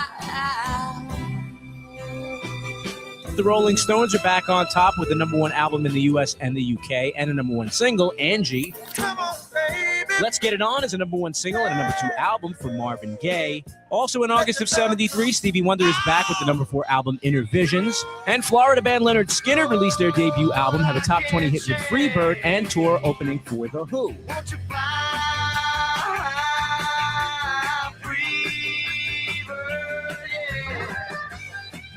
Fast forward to October, where on their 8th album, the Steve Miller Band debut a smooth blues rock sound and scored number 1 hit with The Joker. I'm a joker, I'm a smoker, I'm a midnight toker.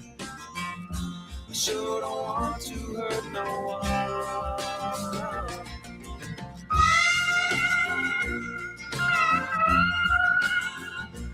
Keep listening to iHeartRadio for more. From 1973, coming up.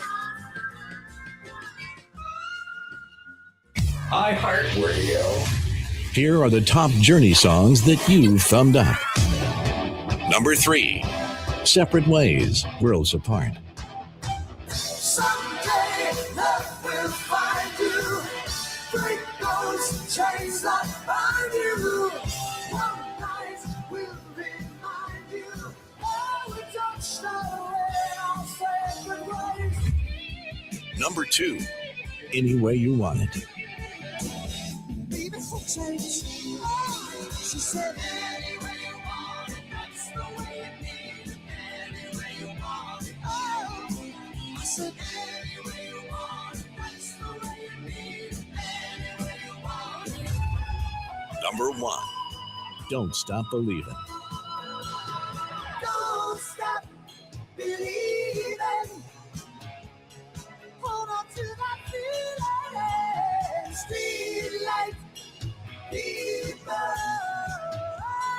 Hear more from Journey and similar artists now. Search for Journey on iHeartRadio. All your favorite music, all your favorite stations, all free. Watch out. You might get what you're after. Cool, baby. Stranger than a stranger. I'm an ordinary guy. Everybody, Burning down my house. isn't this what we are? Just a bunch of talking heads. Yeah, basically. D&D. Burning down the house, potentially. Well, I mean, not yet. Not yet. We'll get there. One day. Doug, Maybe. Nick, and Dave, D.N.D. here on this Loser Turkey Monday, December 15th, 2025. There's only, 2 2 weeks and a day left in. No, 2 weeks. No, 2 weeks and a. 2 weeks. What and are a you day talking about? left in the year? Hey, 2025. Yeah. 15. It's almost over. So yeah, 15 31. So 2 weeks and 2 days. You know I'm not good at math. Yeah. You know I'm not good at math. We all know that. If we haven't established anything over the last 2 months plus that we've been doing this show, I suck at math. Yeah. If we were good at math, we would have different jobs, probably. My brother's an accountant. He's good at math. My dad's an accountant. He's good at math. He's good at math. Yeah. Nick, you haven't been in your family who's an accountant? My aunt is an accountant. She's good at math. Yeah. Yeah. At least I was hope pretty so. good at math. Were I you? once got a perfect score on a final in high school and put me up on the Wall of Fame. Oh, wow. Whoa, you're in a Wall of Fame? I was, yeah. The teacher moved districts, so the Wall of Fame came down. But yeah, I was like one of 7 kids ever to get the perfect score on the trig pre-calc final. Why'd you go into radio? Yeah. You could be making a lot. I have a more money doing retention radio. problem. Retention problem. I can learn things, know gory. them, and then it does not stay. And I couldn't tell you a single thing I learned in that class, probably a month or two after it was over. But I got the perfect score, and everyone in the class was like, "What?" Because they were like shocked, and the teacher was like, "No, I have to confirm this. This has perfect score." ACT score, perfect ACT score, Harvard kid, and then me. So the statute of limitations has expired. So I'm just going to ask, did you cheat? I didn't. Okay. And that's what made it even more miraculous. There were a couple of other kids who were like 1 or 2 points off of perfect. They got one of the 60 questions wrong. We had a board in the back of the room where she would put up like I don't know, card stock fish for you if you got 100%. It's like her fish tank, trying to, you know how teachers can be. Was your fish Dory?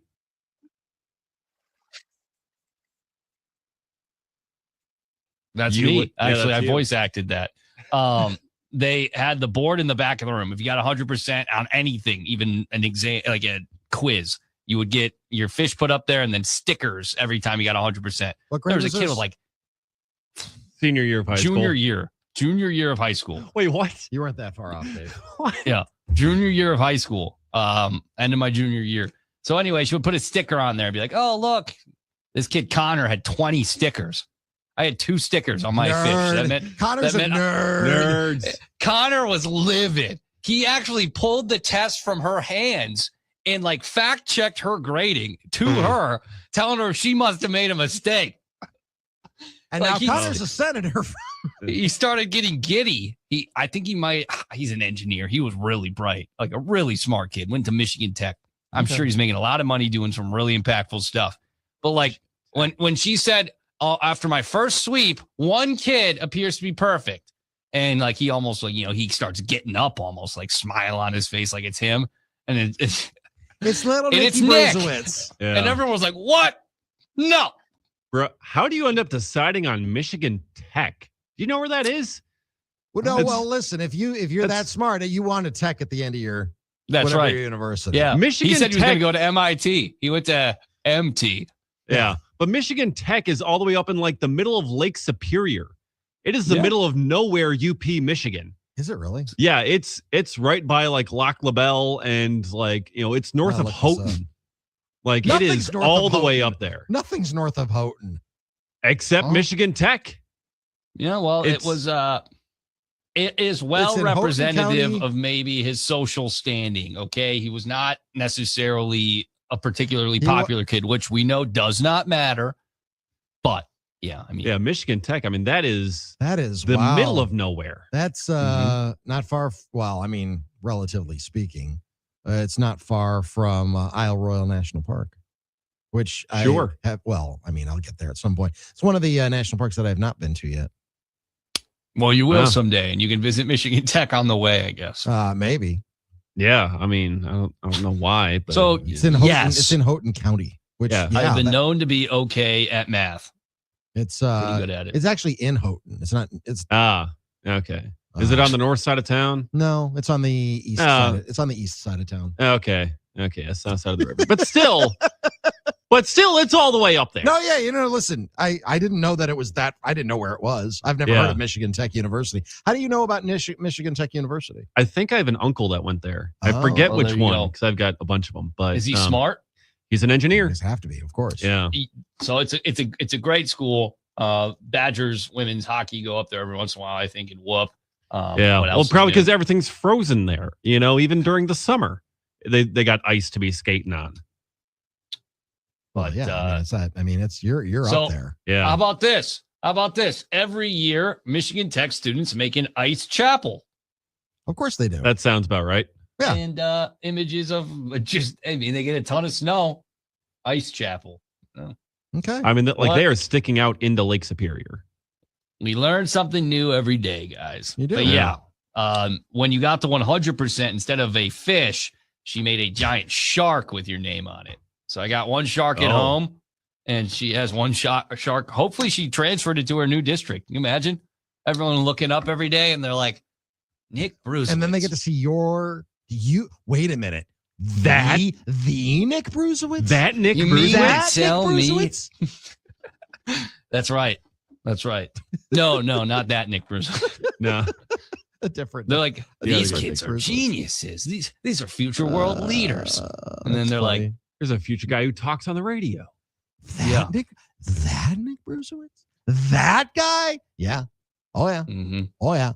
The guy who's going to read some stuff on the talk and text line coming up after this upcoming timeout, because we've got one more segment left to go on this Loser Turkey Monday.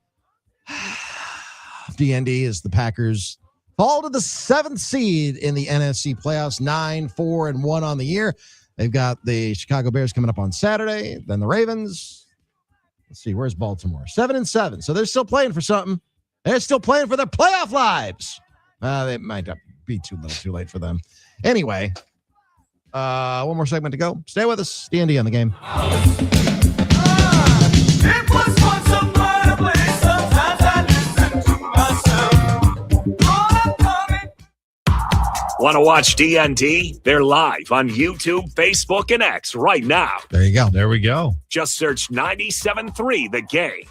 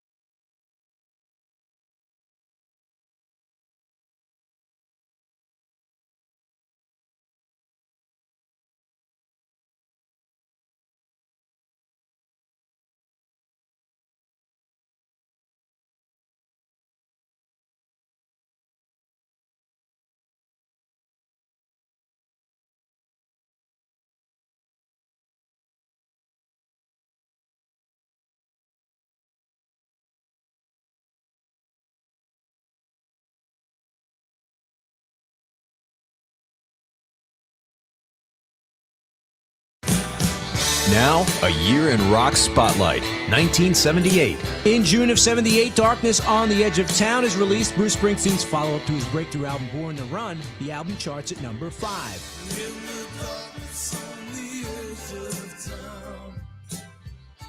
In the darkness on the edge of town. Boston-based band The Cars released their debut album. It goes to number 18. It features the singles Just What I Needed and My Best Friend's Girl. She's my best friend's girl.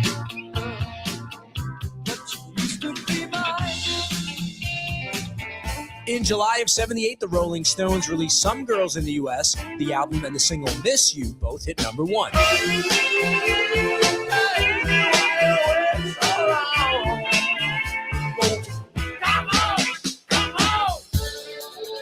In August of 78, Boston released their sophomore album, Don't Look Back. The album goes to number 1 in the U.S., selling 4 million copies in its first month.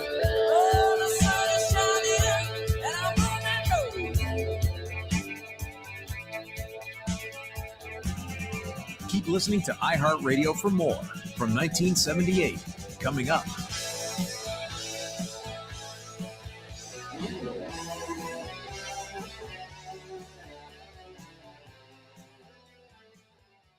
Now, a year in rock spotlight from 1977.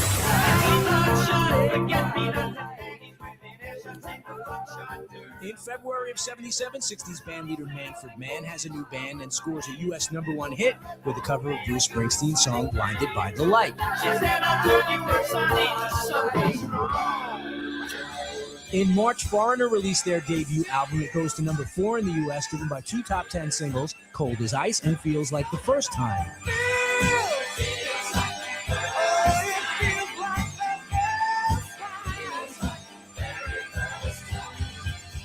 Philadelphia blue-eyed soul duo Hall & Oates have their first U.S. number 1 with Rich Girl from their 5th album, Bigger Than the Both of Us.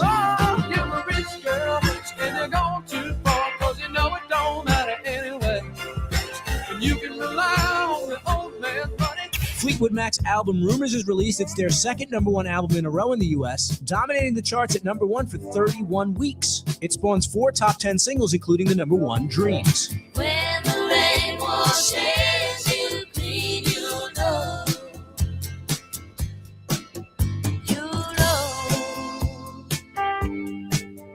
Keep listening to iHeartRadio for more from 1977. Coming up. iHeartRadio is the easy-to-use app for music and radio. Download the free iHeartRadio app today.